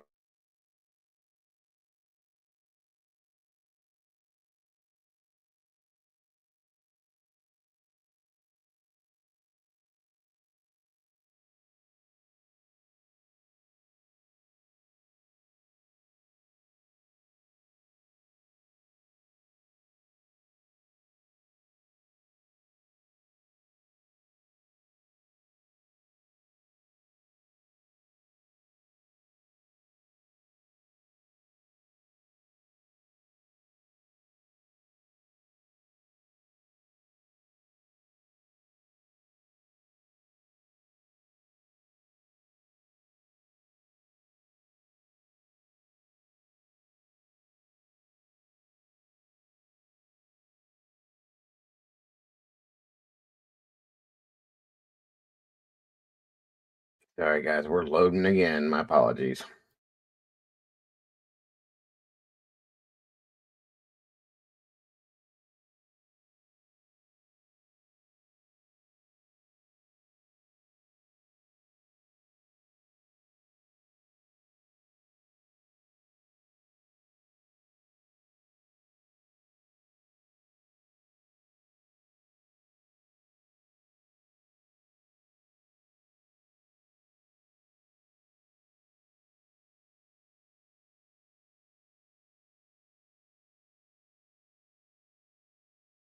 This is so irritating. I don't know why this does this. One moment. We're almost there.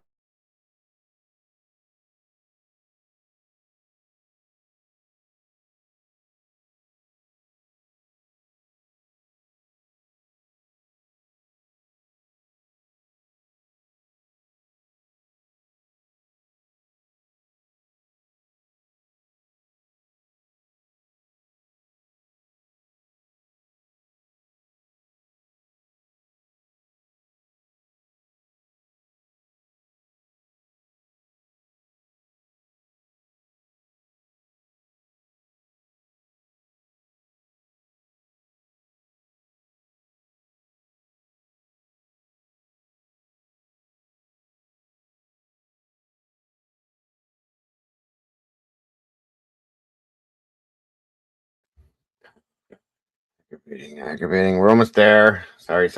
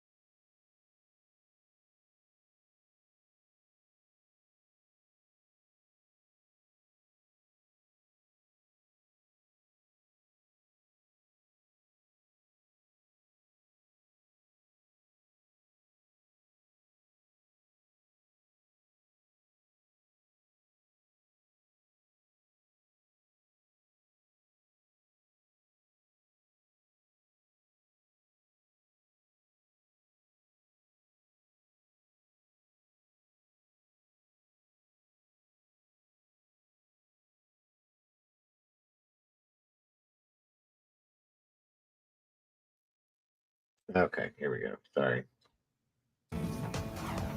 Tonight, new hope for the family of a Brockton teenager who disappeared in 1989. A key figure in the Jennifer Fay investigation has been charged with murder in an unrelated case in South Carolina. Boston 25 News reporter Bob Moore has been featuring Jennifer's case on New England's Unsolved for decades. Tonight, Bob shows us how private investigators and a national true crime podcast helped turn up the heat. It's just time. It's time. It's been too long. Jennifer Fay was only 16 years old in November 1989 when she disappeared from her Brockton home. Now comes word that this man, Kevin Mailer, a career criminal who in 1989 lived in Jennifer Fay's neighborhood, is charged with murder in South Carolina in another case. I'm not shocked at all that he was charged with murder.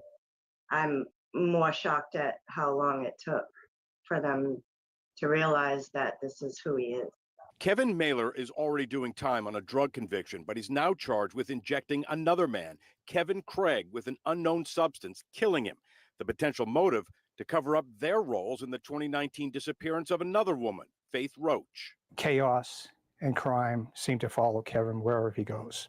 Massachusetts private eye Charles Castro has been working the Fay case for 20 years. He's long had his sights set on Kevin Mailer. He is our prime suspect, I'll put it that way. South Carolina authorities. Yeah, so this guy, Jesus, this guy's a mess. I mean, he's injecting people to shut them up for taking part in another murder. And this is crazy. Authorities first considered Kevin Craig's death an overdose, but things changed recently when the national true crime podcast, Barstool Sports' The Case, took on Jennifer Fay's disappearance.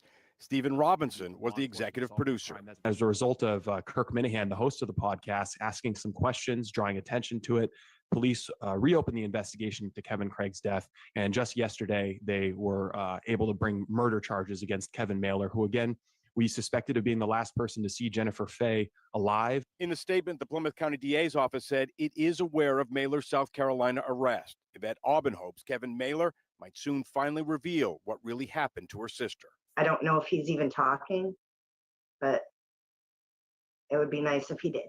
This November, it'll be 33 years since Jennifer Fay disappeared, and this year, for the first time in a long time, her family believes they may be close to finally getting some answers. In Brockton, Bob Ward, Boston 25 News.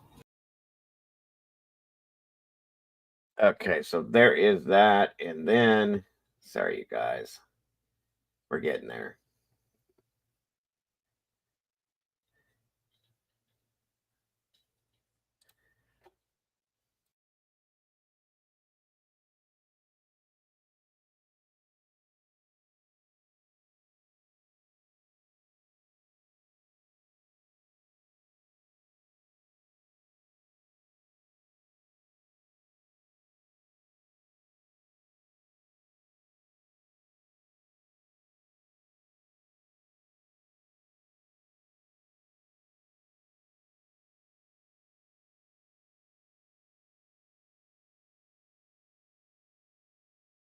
All right, it's starting to move a little bit now.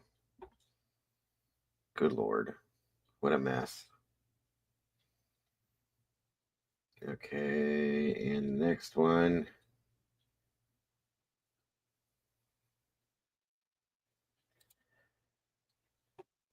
Okay.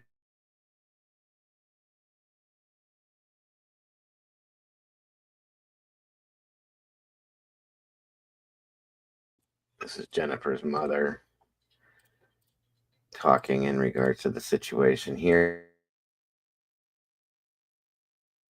She's actually been missing since 1989, and we have no idea where she is or what happened to her. And each year that I do this, I hope that somebody will come forward and let me know where she is so I can bring her home. So can you tell us what your daughter's name is? Jennifer Lynn Fay. I'm sorry. And what's the general, story about her disappearance? She went out with what she looked like and everything? Jennifer was, well, as you can see in my pins, blonde hair, blue eyes. Jennifer was very bubbly, happy-go-lucky kid. She went out one night with friends to a party, and she never came home. And her friends never came around the next day either to find out what happened to her. So See, that's the thing is the friends were questioned at some point by law enforcement, of course, Dottie, the sister, and nobody will say anything. So I have a feeling that they have an idea or had an idea then what may have happened to her and may have been afraid of this guy. If this is the guy, I mean, nobody else seems like the person, but there's no proof. So, and that is why nobody spoke. This reminds me of like, swear to God, this reminds me of Timmy D's case, guys, in a lot of ways. It really, really does. This woman even reminds me of Barb. It's really sad.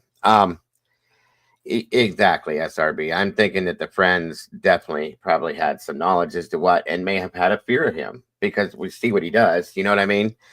I can't blame him for being afraid of him, but you should still have come forward. You have to do the right thing in some senses, unless they were threatened or something like that. I get that, but still, uh,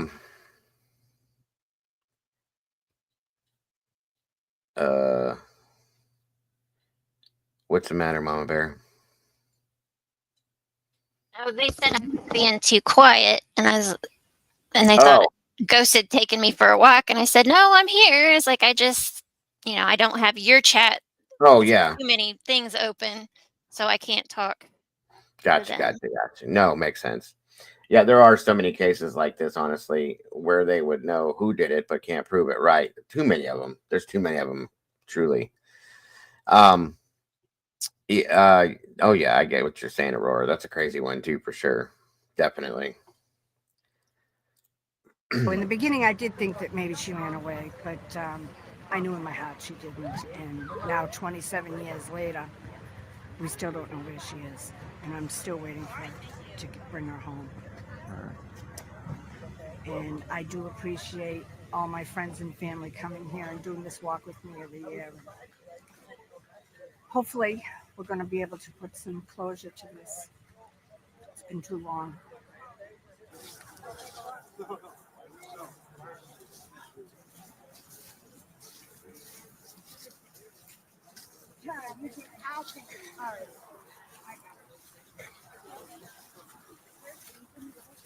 So, yeah, let me put those in my pocket. No, I'm trying to hold them.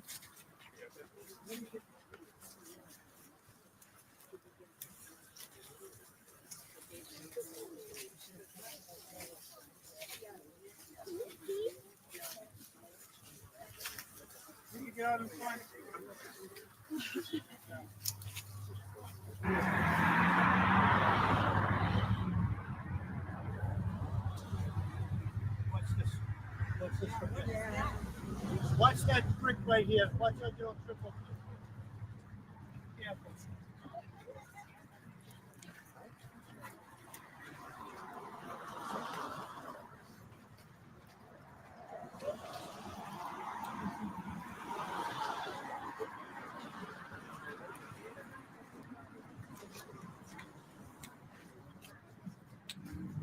I don't want to get a call. We're calling you.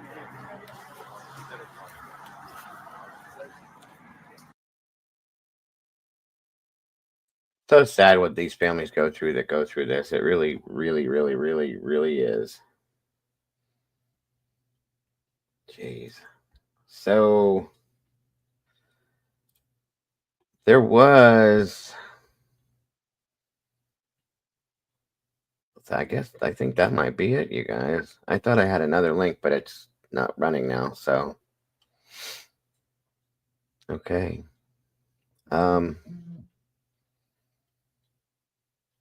That's it for that one. Oh, wait a minute. Is this the other link? Sorry, I have too many of these things. I do have to clean this part of this out again.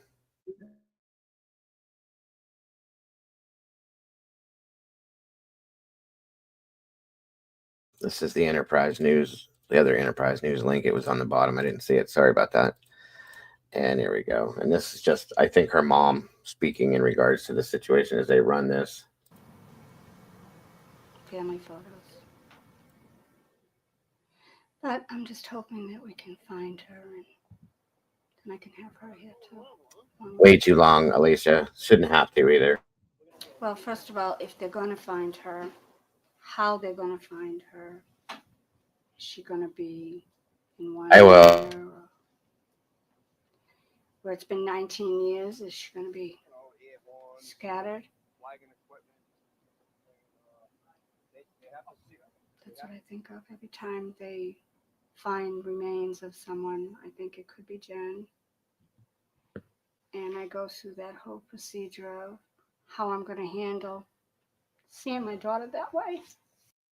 And that's another thing is all of these families that go through this, anytime they find remains of a missing person or of a person, period, every time, if it's in the area that the person that your loved one has gone missing, and you have to go through that time and time and all over again and again and again, every time, just because they don't know until they can prove whether it is or it's not. And then there's the waiting game while you're waiting on toxicology, or not toxicology, but you know what I mean, the lab results to come back on the testing that they've done to find out. It's just horrible what they go through, period. People don't realize, especially not these piece of shit criminals that do what they do, what you put people through by doing that, committing that one specific act that you've committed, and how many people have to go through that. That's the horrible thing. So in essence, the mothers and fathers and family members and loved ones of a person, like this instance where you have to repeatedly, again and again and again and again, prepare yourself to be ready for the possibility that this is your child, and then it's not. Okay. Then you move on to the next one. And there could be 20, 30, 40 of these that happen over a 30-year period of time. Who knows, It's just horrible to me. It absolutely breaks my heart to see these people have to go through this and still have no justice. That's the hard part with this whole thing. To go for 30 some odd years with no answers and having no idea. Right. Yeah. Daniel Robinson's father found 7 other persons' remains looking for Daniel Robinson. And again, you go through this whole emotional roller coaster every time, you guys. It's horrible. And then there's no answers. There's no closure. And then you have to get set up for the next time. It's just, it's unfair to these people. This is how their lives end up. This is what they live. Luckily, it's not luckily, but you know what I mean? With Barb, they found Timmy in a fairly short period of time. She does have that. She has him. But then there's the answers as to what happened and why and when and who. None of that gets answered, sometimes ever. And that's another thing that drives me insane. That would be so hard to each time think, yes, exactly. That's what I'm saying. You get that build up and say, okay, I'm going to prepare myself to know that this is my child. Maybe we'll finally get an answer to this, and then it's not right. It's not them. And then you have to deflate and start and do it again and again and again and again. And it kills me. I don't understand. These people are so strong. God bless them is all I can say. It's so sad.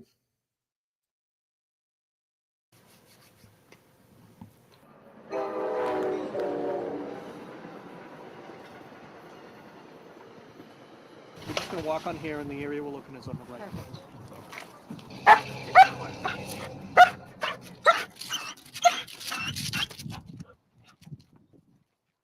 I just want to find her and put some closure to this. It's been too long. 19 years. She's been gone longer than she's been on Earth. It's really hard.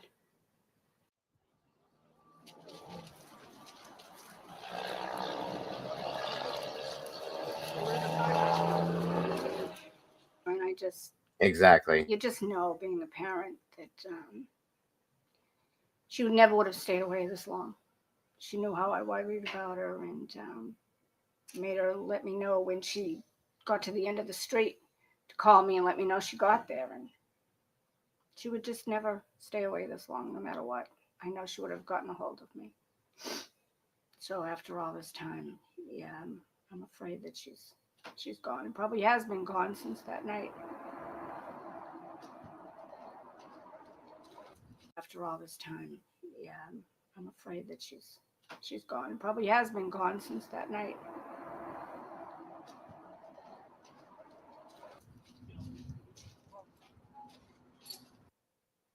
There's no end. There's no knowing where she is, and that's what's been hard all these years, not knowing.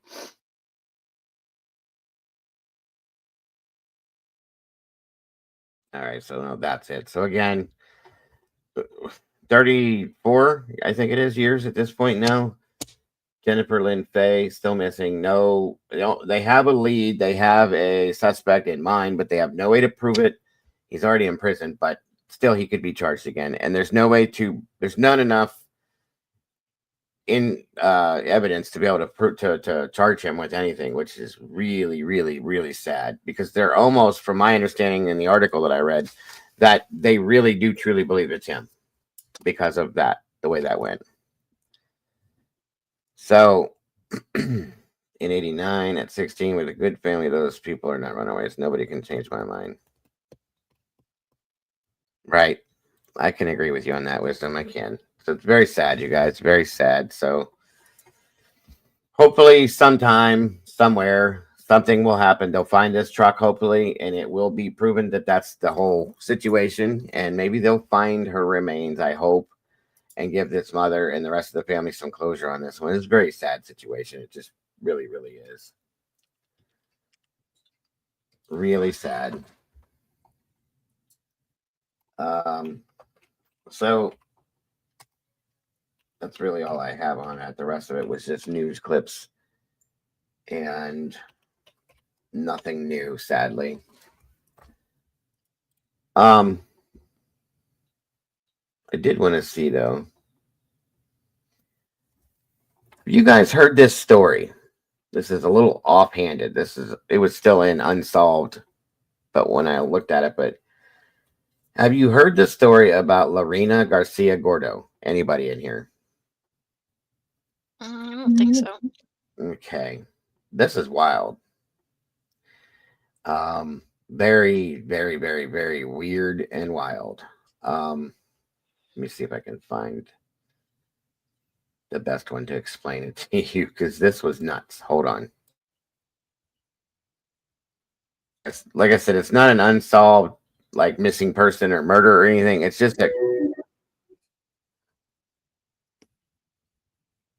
it's one of the strangest things I've ever heard. This woman that we're going to talk about swears by this situation, and it just makes zero sense. It is an unsolved situation, put it that way. I don't know how to explain it, though. And I want your guys' opinion on this, too, because it just was like I said, I fell into this accidentally looking at other stuff, and I was like, wait, what is this?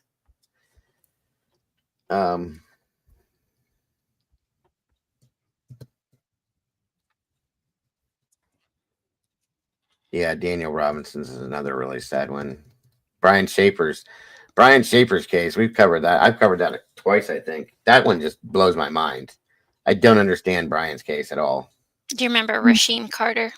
Yes. Yes, I do. I sure do. Is there anything new on that one that you know of?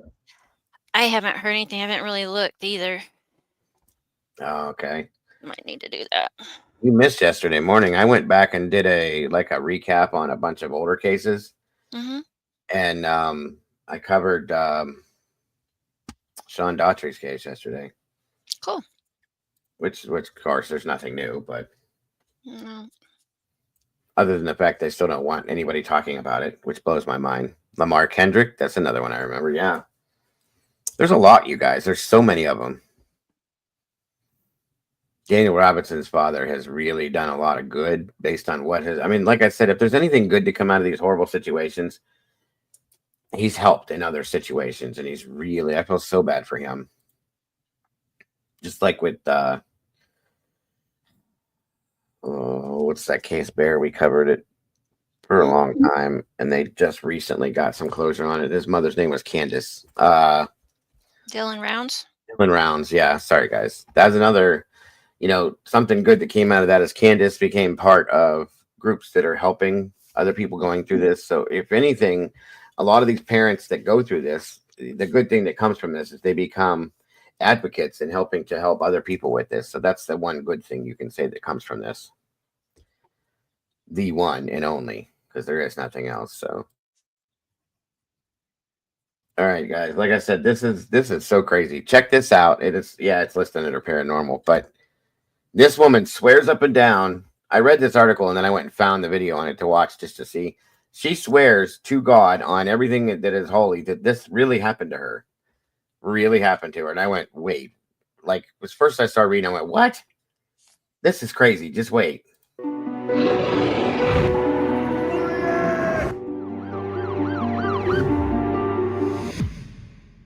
Can a person vanish without a trace only to appear in a parallel universe? What if you woke one day believing you were in the same world but found things had changed? You are the same person but in a different reality. The following case took place on July the 16th, 2008, when a 41-year-old Spanish woman by the name of Lorena Garcia Gordo claimed to have woken up in a parallel universe. One night she went to sleep as per usual, and the following day noticed that there were small, unusual inconsistencies happening from the moment she woke up. The very first thing that caught her attention was that her bed sheets were not the same colour, and sat up in bed totally confused and disturbed. In fact, the sheets were not only a different colour, but were a completely different set. Lorena could find no rational explanation as to why this had happened. However, not to be deterred, she still had breakfast and headed off to work at the office, where she'd worked for the past 20 years. Not everything had changed at that stage, as for Take care, Charlotte. Thank you so much for joining us today. I hope you have a wonderful rest of your day and you feel better.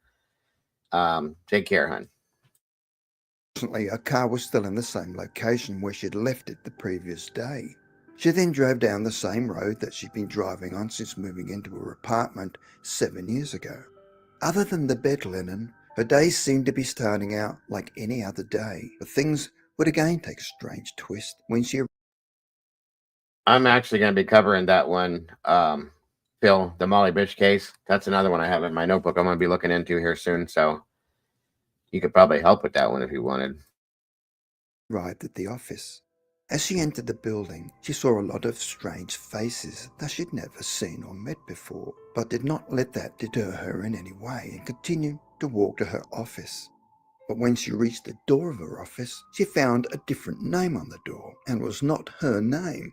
Looking for a rational explanation, she'd figured she'd gotten off at the wrong floor in the building, but when she looked around, found she was definitely on the right floor, and it was definitely her office.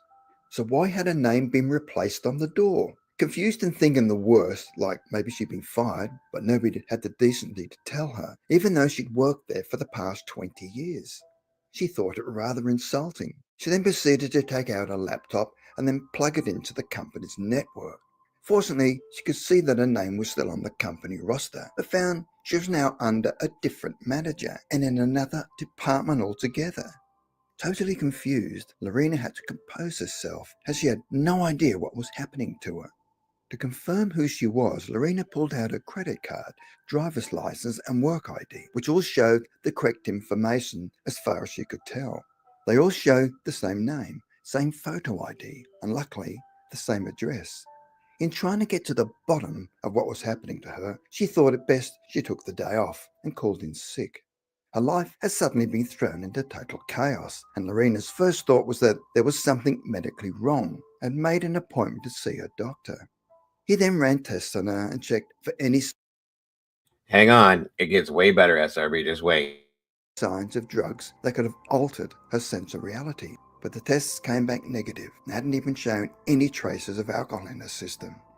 In an attempt to get to the bottom of everything, Lorena went home to check through all her personal files, which included bank statements, checks, and bills, but all of them were in order with the correct information.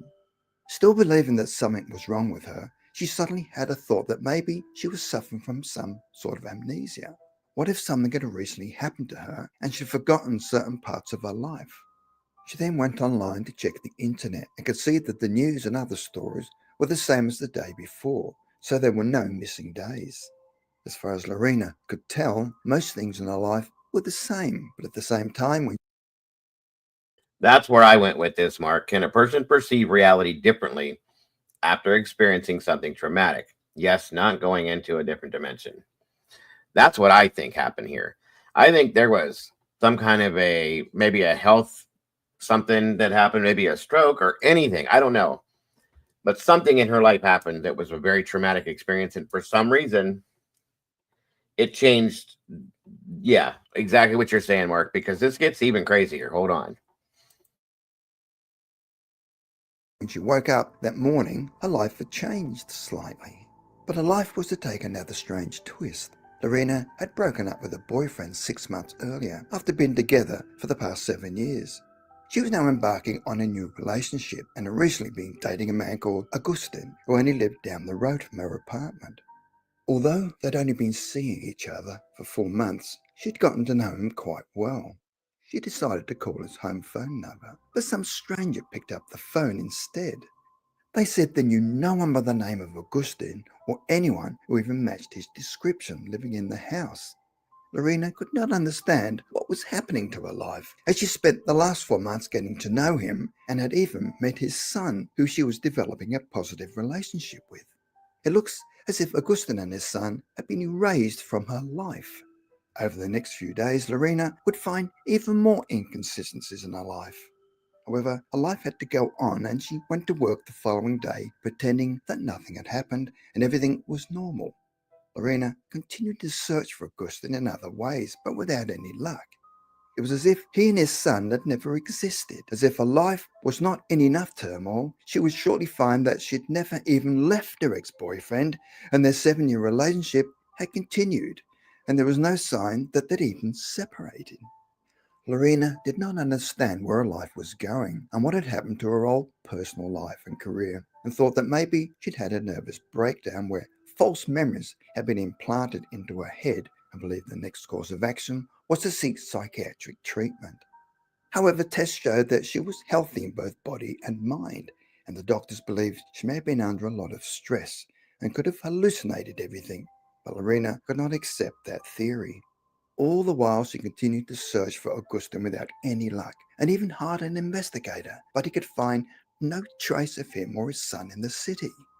Things got even worse for Lorena when she asked her family about her younger sister's shoulder operation, but they looked at her confused, not knowing what she was talking about. But Lorena insisted that her sister had recently had surgery on her shoulder. Her family were now starting to question her sanity. Over the following months, Lorena would find more differences in her life, such as strange clothing in her drawers. Blogs she'd previously posted in the last few months had vanished, along with emails and chat sites. Yet all the news sites were the same from before she went to bed on that fateful night. As the months passed without any answers, Lorena now felt she had gone to bed one night and had somehow awoken in a parallel universe. The fact that all medical treatment had failed to find anything wrong with her, her only other option was to make a post in an online forum about her ordeal and ask for help, or possibly if it had happened to anyone else, and is convinced that she had somehow jumped into an alternative reality and that some actions she had taken had changed her reality. And if she jumped into a parallel universe, why was she living in the same year as the same person, just minor differences in life?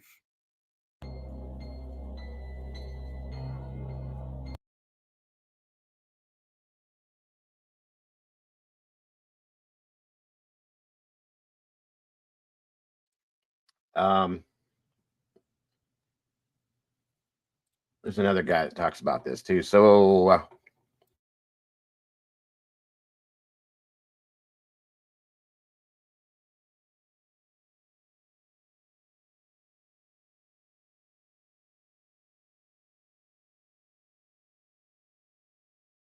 what do you think of that one, Mama Bear?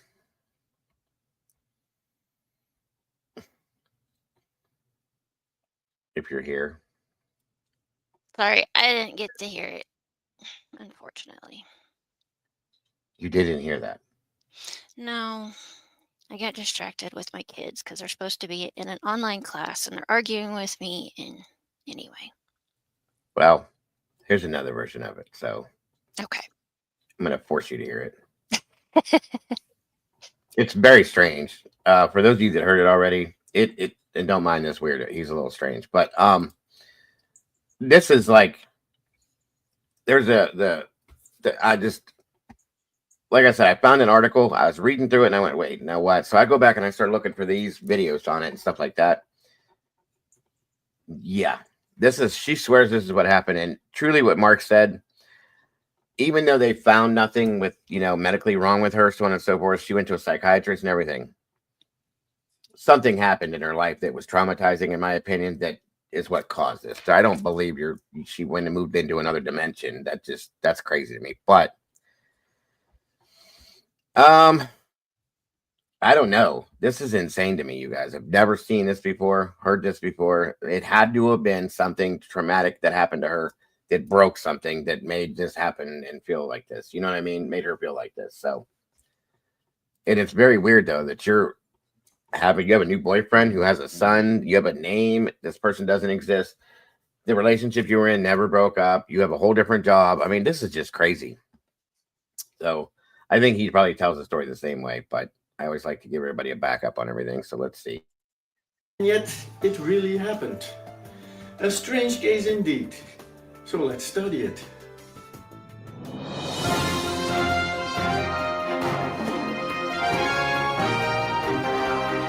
Subsequent theories and explanations, and then I'll let you make up your mind. This time, a case of mistaken identity of an entire life by Lorena Garcia Gordo.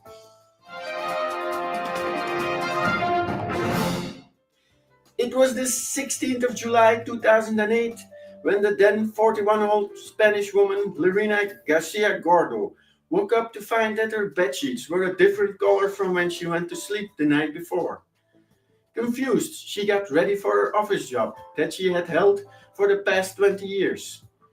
She took the car, who was in the same spot she left it the day before, and started her commute to work. Everything seemed to be normal, until she arrived at her office. In the office building, she met some strange people, but that didn't raise any flags.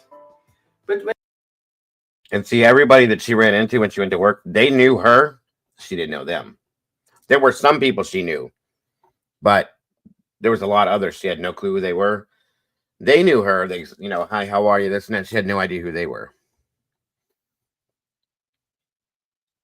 16th of July. Sorry.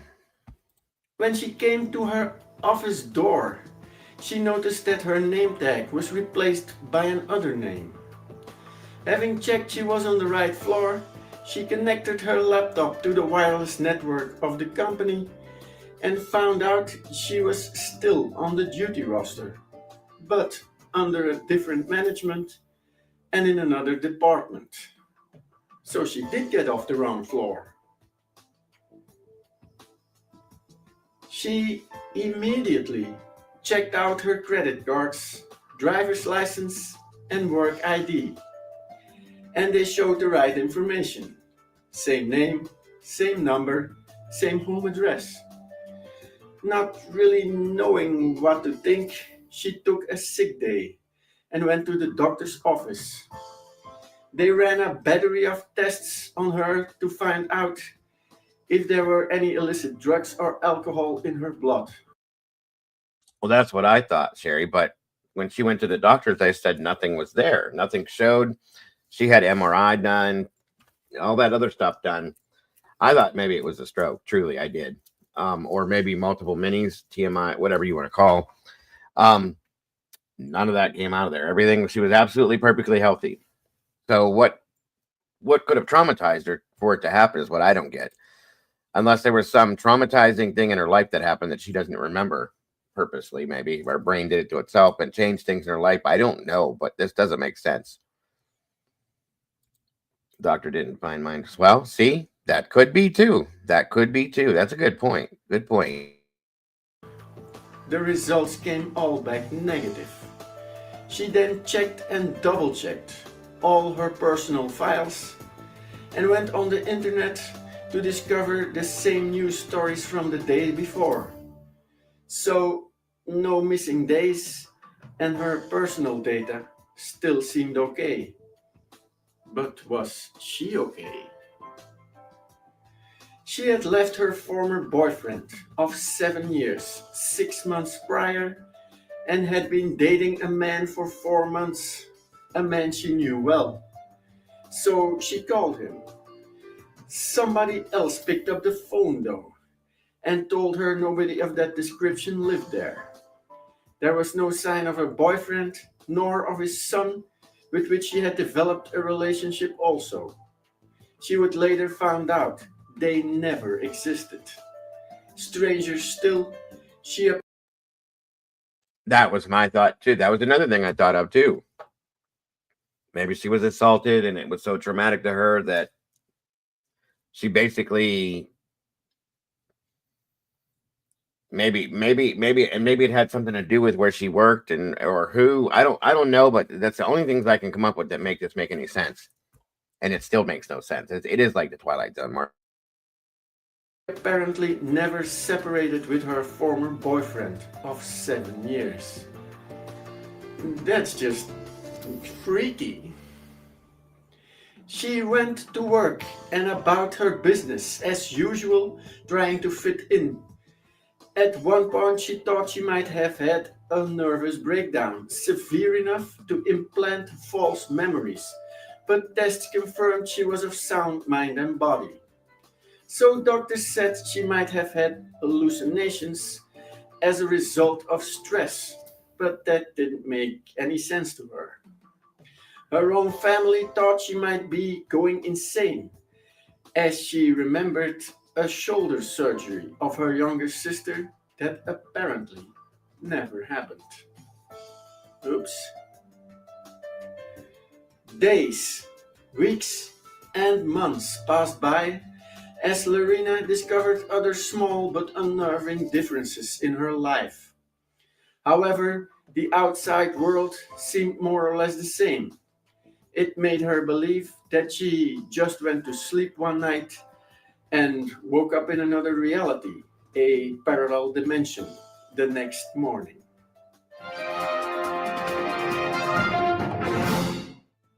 So, did she actually wake up in some alternate reality?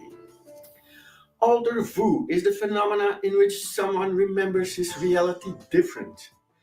It is more famously known as the Mandela effect. The alterations that hundreds of thousands of people in this phenomena see and feel range from differences in film quotes and logos to changes in anatomy and geography, or even the feeling one or some of your friends or family are somehow different. Yeah, life is like a box of chocolates. At least for me it is. Capgras delusion is when a person believes that a friend, spouse, parent, or close family member has been replaced by an imposter. It occurs mostly in people with paranoid schizophrenia, but has been seen in people suffering from brain damage, dementia, and neurodegenerative disease. So, could Lorena have had a mini stroke that caused this? Capgras delusion does look a lot different from what happened in this case, though. But maybe there are other mental diseases that could explain this. Well, my bird looks different to me. He doesn't seem to be moving anymore lately. In the reactions to the story, in the articles that are of course linked in the description below, several people ask if she has been interviewed one-on-one or even put on a lie detector. Of course, she could have been making this up or inventing this story. But why? Her family started calling her insane, and I couldn't find any evidence that she got rich of this. And it would be a quite elaborate way to chase her boyfriend away.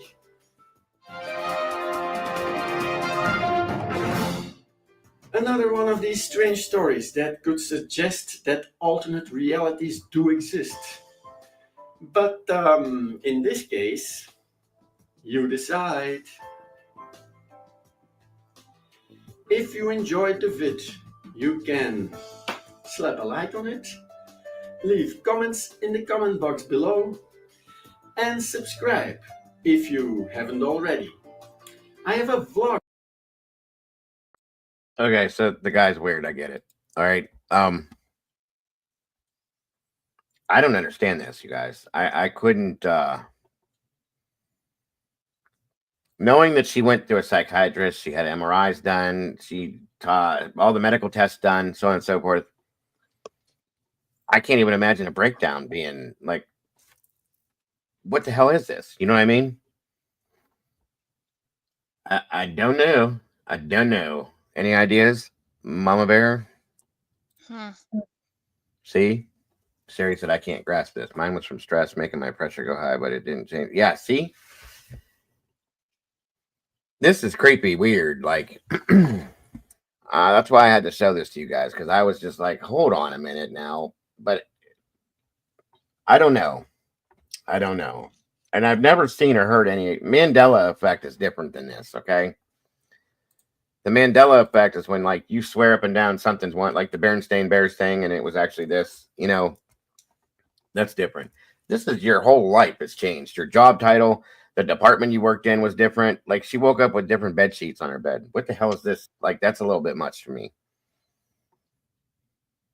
Crazy, folks. Crazy stuff.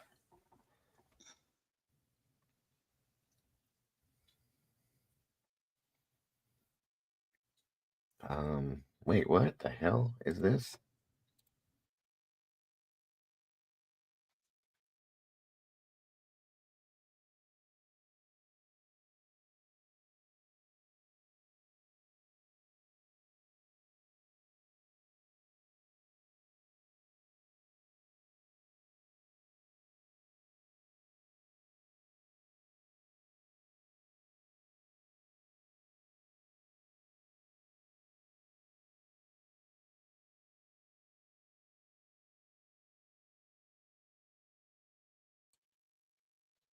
What the heck is this?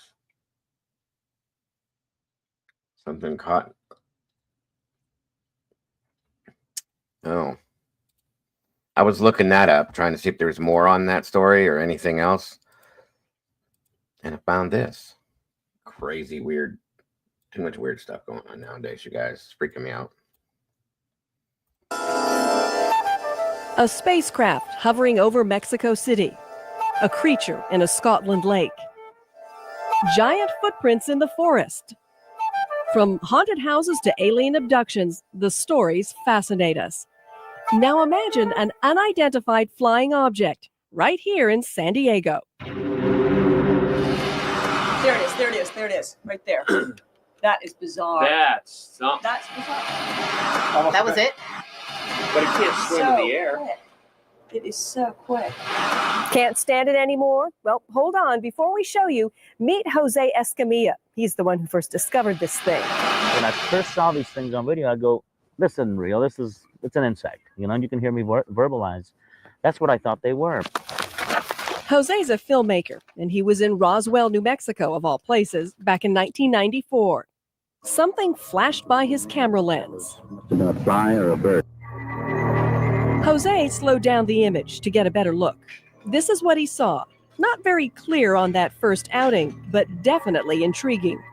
He showed it to every scientist he could find. But they said they've never seen any insect or bird or any other kind of flying species like this. They know it's something. Something, but what? 5 years later, Jose still isn't certain. He has his theories. Between an insect and a jellyfish, I think that's the medium that I think we're talking about. And a name. Rods are here. Rods, named for their long shape, or skyfish, because of the way they seem to swim through the sky. No one has ever found a dead one or brought one back alive. The only way to see them is on videotape, played back frame by frame. They travel extreme velocities, barely visible by the naked eye. Can you see the rod in this video? Now watch as we slow it down.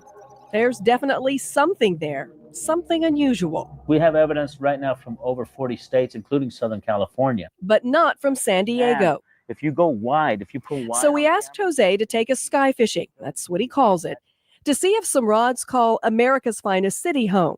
We don't know. What do they eat? How do they reproduce? We don't know anything about We have no idea where they come from, what they're doing here, what they eat, whether they're beneficial to us or whether they're harmful to us. There are going to be people who think this is just absurd. How could that possibly be? How could there That's be? exactly the way I felt, but I took the time to pay attention to what's going on here. There's a unique phenomenon that exists among us that is just, it's incredible. Back at the television station, we examined the video we had just shot, frame by frame. About an hour later, it appears. Let's go to that. Yeah, we want to see that again. This is our Tierra Santa tape. Here's how it looks at regular speed. Now we'll slow it down again. Looks like a missile. Looks like there's a little centipede on your lens. Whatever it is, it's very strange. That is weird. Yeah, and also kind of looks like somebody was throwing something, but I guess you would have seen that person throwing it. And a few more hours of viewing, and we find two more. Another one in Tierra Santa,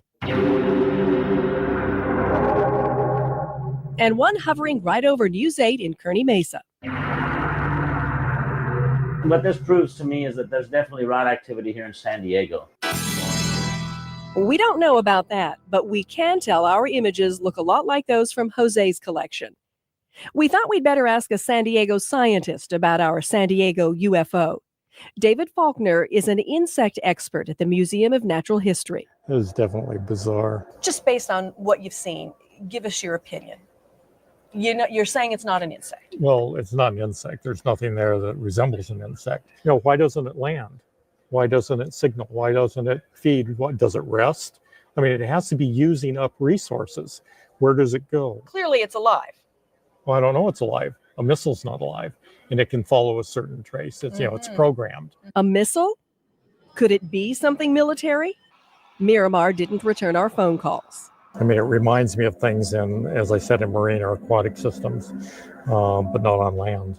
And they move in kind of an undulating wave. The marine experts at SeaWorld agree that the flight pattern resembles a kind of sea worm or eel. It looks like it does have a swimming motion where it kind of wobbles and actually changes direction. But still, there is no fish I know that can live in the sky. And the bird experts rule out the possibility of a feathered friend. I don't think a bird would start low, fly up, and then kind of arc down without two distinct wings. Okay, let's just say it. Could it be an alien? Even Jose doesn't think that. Not UFOs in the sense that they're aliens from another world or something. They're unidentified flying objects until we can identify what they are. But what about the most obvious answer?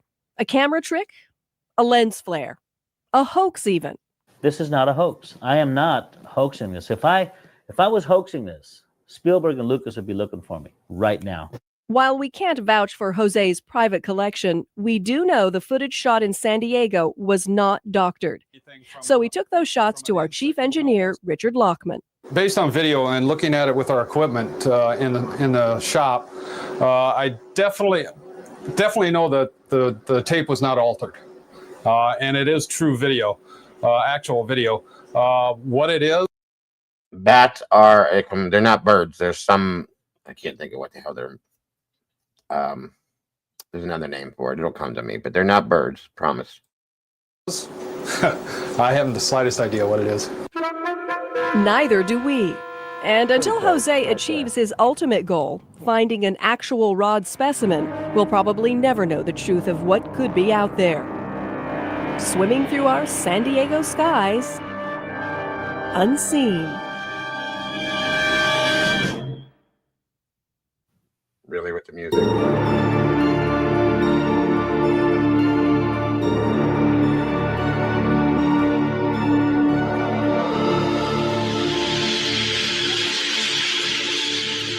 They call it Sótano de las Golondrinas, Cave of the Sparrows. I saw the sky and I saw things that very weird for us.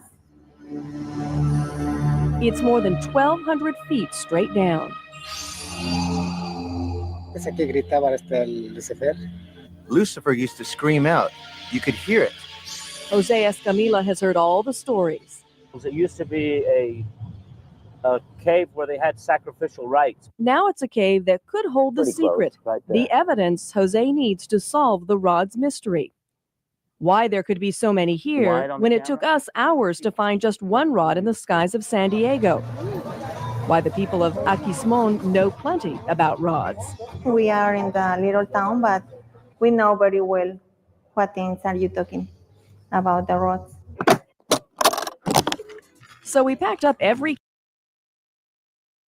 No, well, kind of, but no. I was showing that video about the woman who lost her life, and I was looking for that, like another piece of that, and this popped up, and I just curious, so I figured I'd share it with you guys. camera we could find and headed south from Mexico City to San Luis Potosí, then another 6-hour drive to the small town of Aquismón.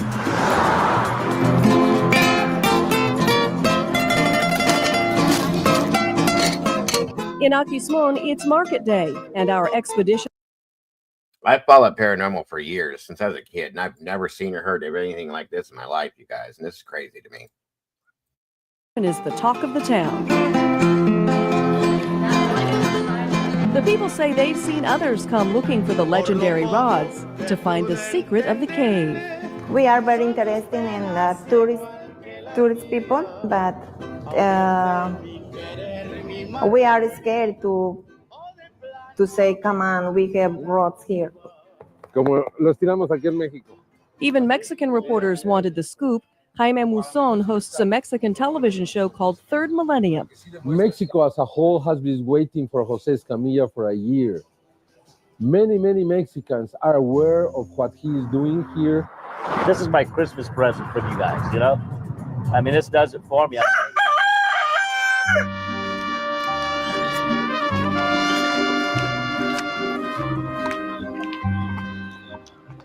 From the town, the cave is in a remote area. The journey treacherous. The car does not fare well climbing the steep mountain road. So we set off on foot, led by tiny tour guides. All right, well, this is it, folks. Finally, the woods fall behind, and the cave welcomes us with a gaping mouth. We're here. This is awesome, man. Wow. That's pretty impressive. I don't see anything yet. I think I saw something. I gotta get my camera, man. And so did we. We set up 2 different Muse 8 cameras, a high 8mm cam and a Beta SX digital camera. I think I saw one. Dang, that was fast. Wasn't an insect either. We decided to leave the cameras rolling. Have you ever seen any of that? Pues yo creo que alguna mejor. Maybe a kind of snake or something, because there are a lot of things that fly, and maybe it's a snake that's there down below. You'll recall when we went searching for rods back in November. We found them in Tierra Santa, and here's what they look like, sort of like flying sticks with fins. So what's different about the rods from the Cave of the Sparrows? Just watch. Look what our Beta camera caught the first day. Shooting straight into the cave, we see rods flying by, one after another, over and over again. In just 10 minutes, we count them, dozens of them. Every few seconds, another rod.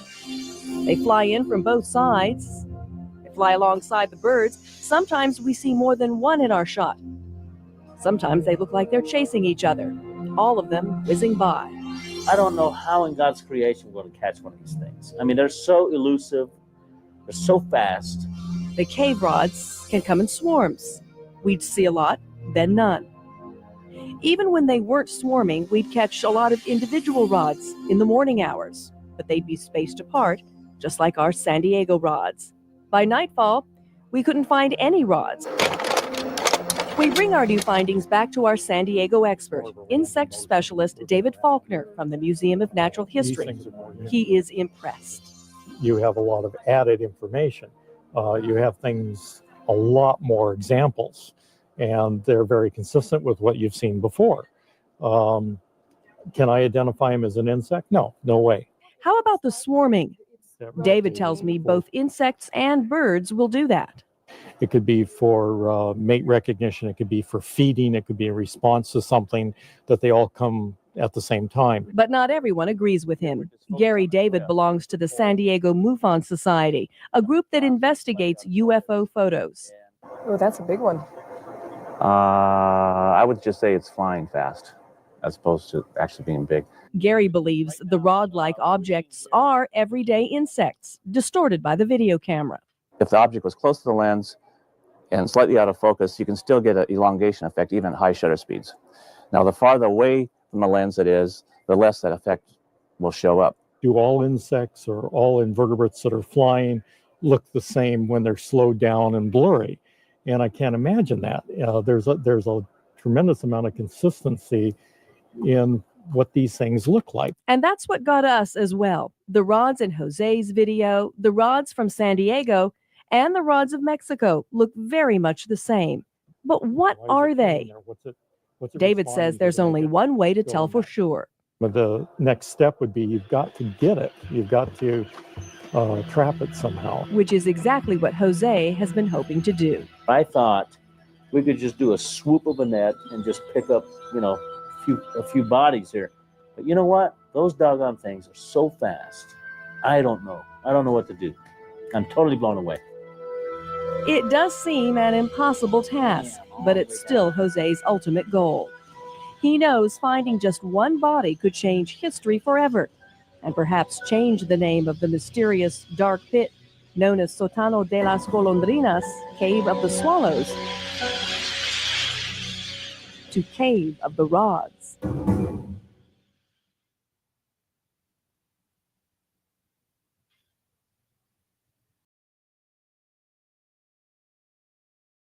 That was wild. That's how I fell into that other woman's story, by doing that. And now I found these things, these bird, skyfish, whatever the hell it is, rod. Have you ever seen anything like that before? No. Look in Discord. No. I have not either. Okay. What the hell is that? Oof. It kind of looks a little bit like it, but it doesn't look like it flies. So, sorry guys to bring you into a supernatural world today, but when I see things, I have to look at them. Sorry. Like Sherry said, maybe it's something undiscovered because nobody can catch it. This does look a lot like that, though. Kinda. What is that? Does it have a name? Look in your Discord. Again? Yep. Okay. Oh, derp. In cryptozoology and ufology, rods, sometimes known as skyfish or solar entities, are said to be flying creatures from a few inches to a few feet in length that are invisible to humans but visible to cameras, both film and digital, both still and video.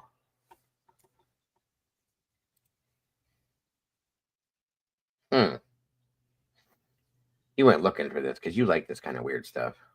Yep. I was like, oh, I gotta look this up. Mm-hmm. Interesting. And so why is that cave full of them? But you only see them here or there.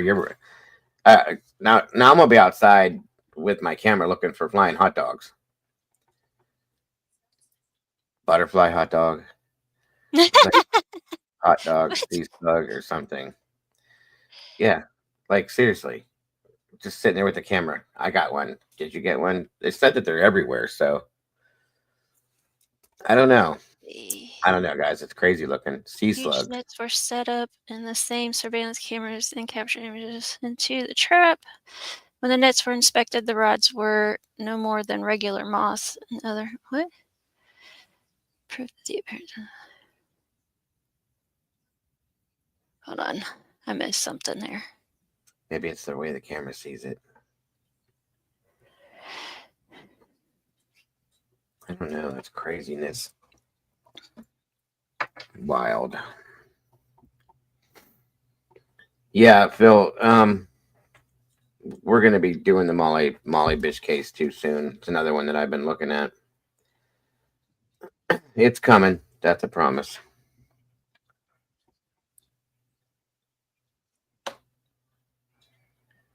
It's another sad situation up in Phil's area, obviously. Well, that last one was kind of in your area too.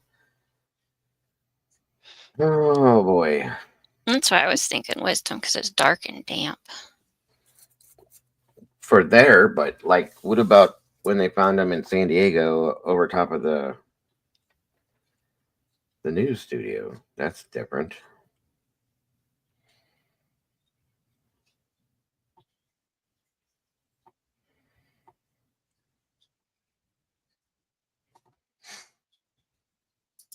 It could be though. She could be absolutely right.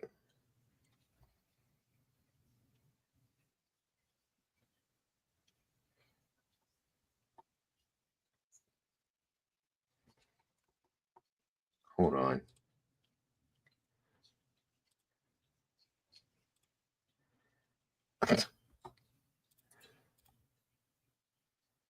Skyfish.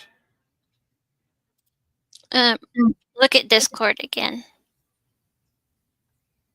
I'm in there now. It's not for me. I know. Okay. That's what I'm looking at.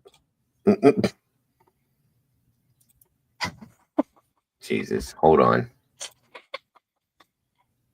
Well, there's that. Was it start off as a chicken, turned into that? Evolution.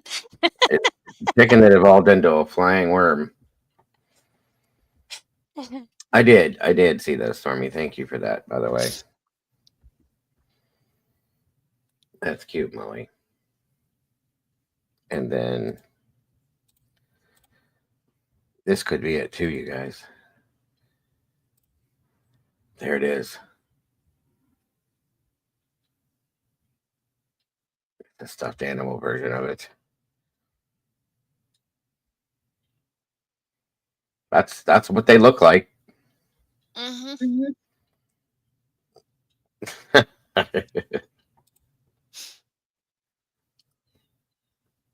Got to love it. I don't know, guys. I don't know. Let's see. Let's look at something funny here real quick before we go anywhere. We don't normally do it on cold case days, but what the hell? Never hurts to laugh a little bit, no matter what the day is.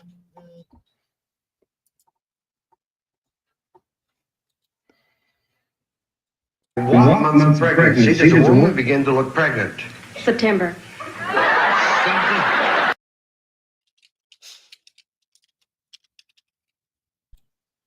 She really said September. Did everybody else?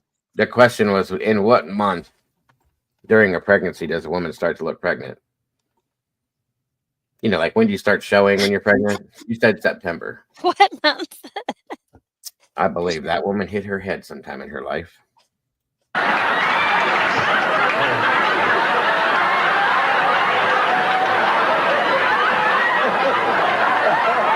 To name something you wouldn't try even once. Matthew. Sex on a train. Sex on a train. No! Funnily enough, our survey people didn't come up with that one. Something a burglar would not want to see when he breaks into a house. Rob. Naked grandma! Naked, huh?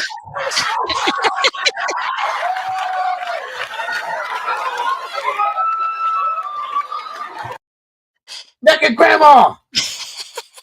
No, I don't want to see that. I don't want to see that either. Real or fictional? Name a famous Willie. Willie the Pooh? What?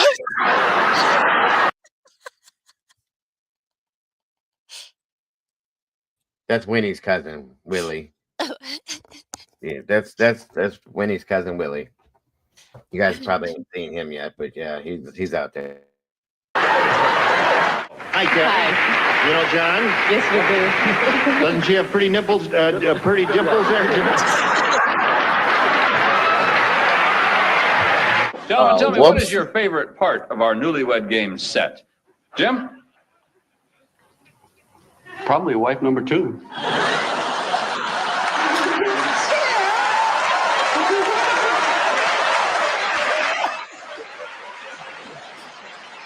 Name a piece of clothing wives buy for their husbands. Halter tops.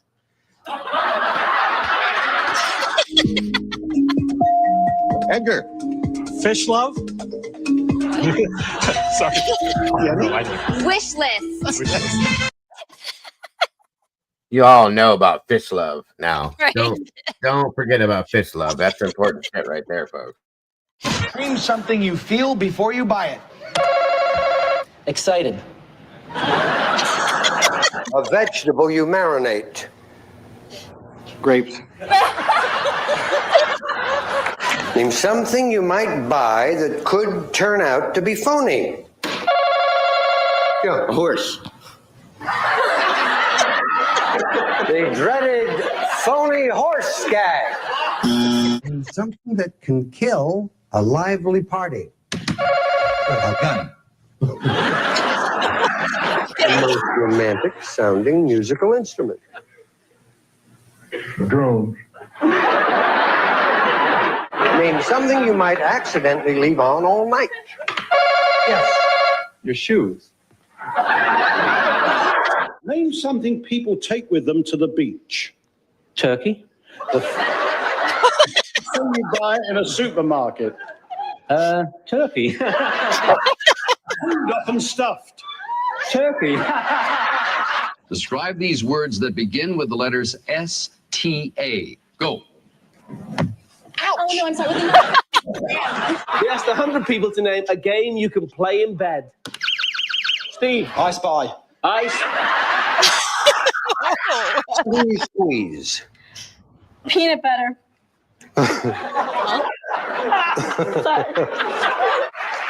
What would be the ideal everyday temperature? Everybody, disrobe. 98.6. Survey said. People, your time starts now. A group of pill pushers?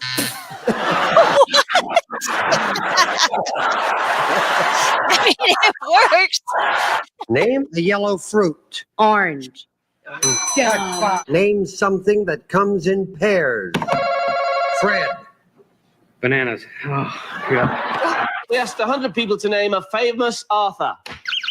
Kenny. Shakespeare. Arthur Shakespeare. Name something that follows the word pork. You pine. Huh? I actually saw this one. You You pine. fine. Gentlemen, other than popcorn, what is your favorite thing to nibble on at the movies? Steve? Uh-oh. Ooh, I'm gonna get shot. Her boobs. I don't know if you.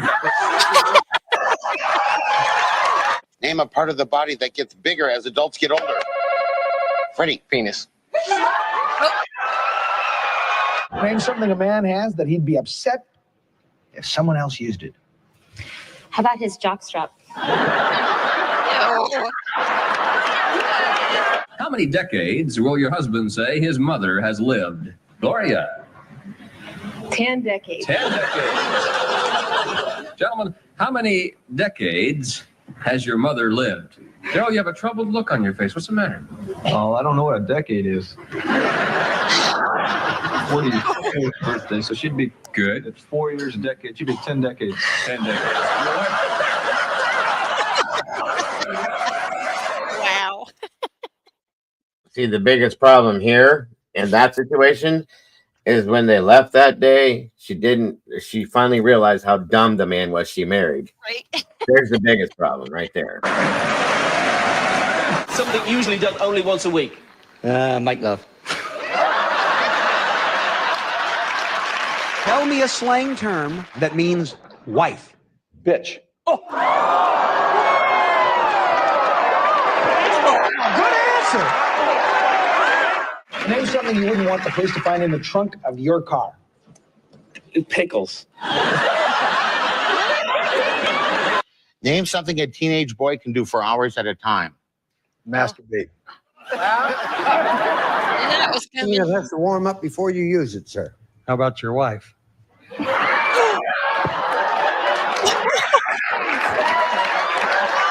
Mary Beth prayed for snow on her wedding day. Yes, I did. It was 32 degrees and no snow on my wedding day, but I had 8 inches on my honeymoon. Name a part of the body everybody has only one of. Sarah. Big toe. What will your husband say is his favorite thing to squeeze in the supermarket? Jane? I'd say his meat. Pardon me? His meat. Give me a slang name for policeman. Dick. Dick. Okay. May we see what he said? Name a state that begins with the letter M. Mexico. That's 100 people to name a game you could play in the bath. Annette. Scuba diving. Something your neighbor has you wish you had? A beautiful wife. Name a kind of bear. Harmon. Papa bear. A papa bear. Tell me a papa bear. Name something London is famous for. I'm thinking pasta. Name a question such as, how old are you? Yeah. 18.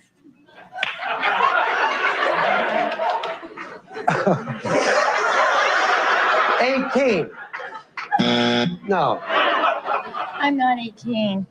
You're not? No. You certainly fooled me. Just a second. I'm going to name a question such as, how old are you? That you might answer with a lie. I would say 50. Did I understand it right? No, sweet Elizabeth. I didn't understand. Give me another sort of question that you might lie about. I would say I'm 39.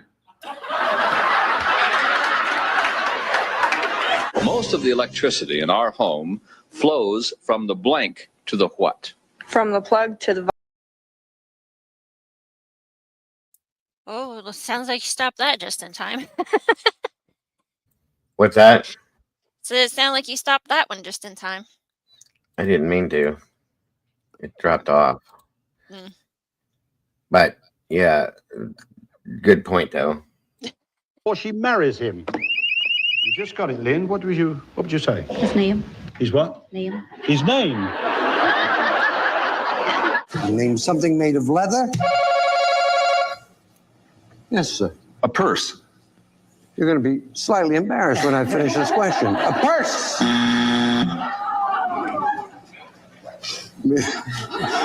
Name something made of leather that a cowboy uses.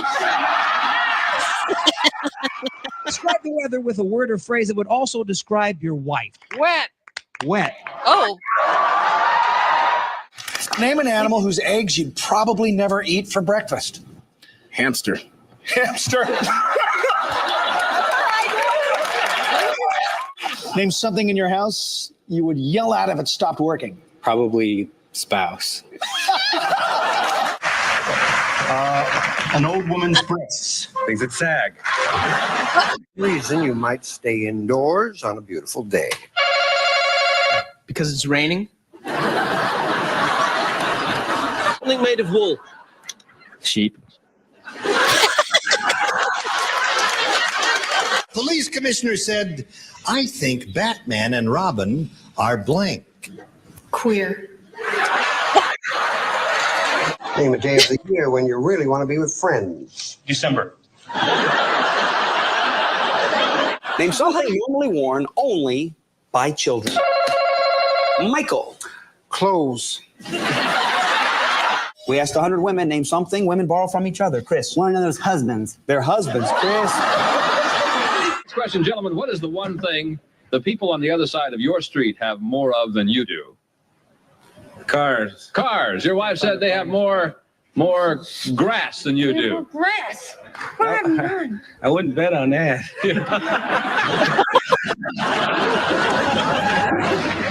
What's the name? A famous robber. Joe.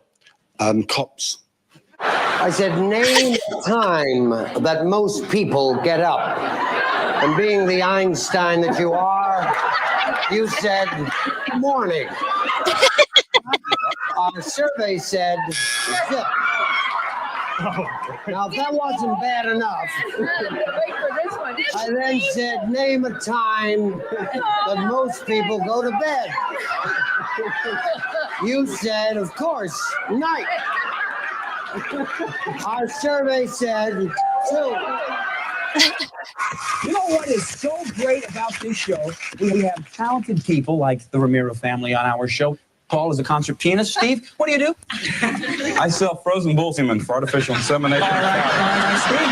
How you doing? You? Fine, thank you. What's your story? Well, I'm in young girls' pants. I manufacture pants. Name part of the telephone. The bottom part. One of the 3 bears. Yogi. They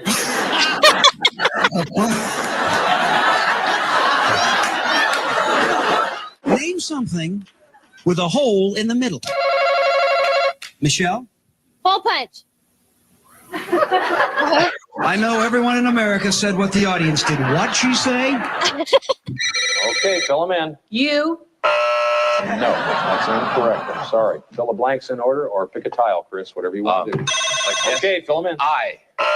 No, sir, that's incorrect. Okay. Fill them in. A. Wrong. I've never had this happen. It's the first time. Chris? I know it. You know it? All right, fill it in. O. Yes. I. Yes. T. Yes. E. Yes. Oh! I made 100 people and asked them to name a way of toasting someone. Michelle. Over fire. If you could travel to any foreign country in the world, where would you go? Pakistan. I take rubber bands around my T-shirt and stick it in. Tie-dye? Yes. These are the ugly sandals that lesbians wear. Birkenstocks. What was the most infantile suggestion you made to your wife on your Oh, I first gotta date? change. Joe? I gotta Why don't? What's the matter? Oh, I was trying to say hi to a got change, but my tongue got all twisted. Yeah. Gotcha. No problem. She eats something. All right. Patty says the most infantile suggestion was that she shouldn't be so closed-minded. I should be looser, you know. You were loose enough that night. What country has the highest ratio of doctors to population? The country with the most Jews. I would say Israel.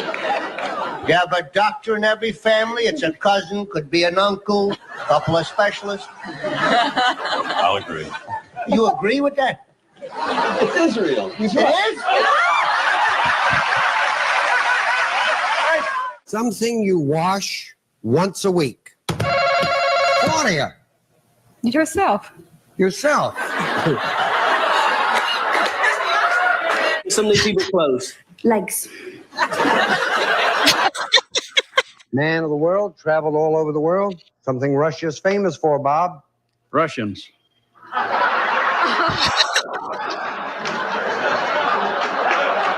Name an animal with 3 letters in its name. You said frog. Our survey said 0. 2 people would have to say that. Something that comes with a summer storm. You gave me the answer. Snow. Our survey said... Remind everyone, to Bob's shame, the answers he gave us, and give me 20 seconds on the clock, please. Name an animal with 3 letters in its name. Alligator. Name an animal with 3 letters in its name. You said alligator. Our survey said...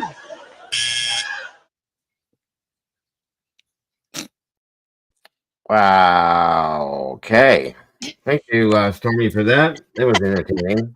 I have a bunch of those actually I had saved before, so probably get into some more of those down the road.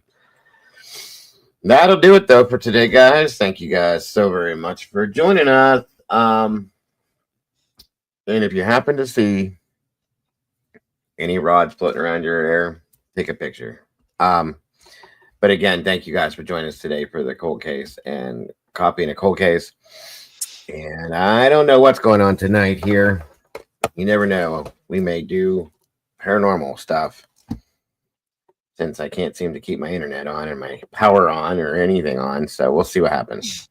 Thank you guys for joining us today, though. I appreciate you guys very much. Don't forget to love yourselves, love each other, and don't change nothing. You guys are the beautiful people. Mama Bear, thank you for joining me. Appreciate you as always. Guys, please make sure to, if you haven't done it, to jump over, hit the like button, subscribe, hit the notification bell, and share it out from Mama Bear's side, please, and thank you. It's pinned in the chat.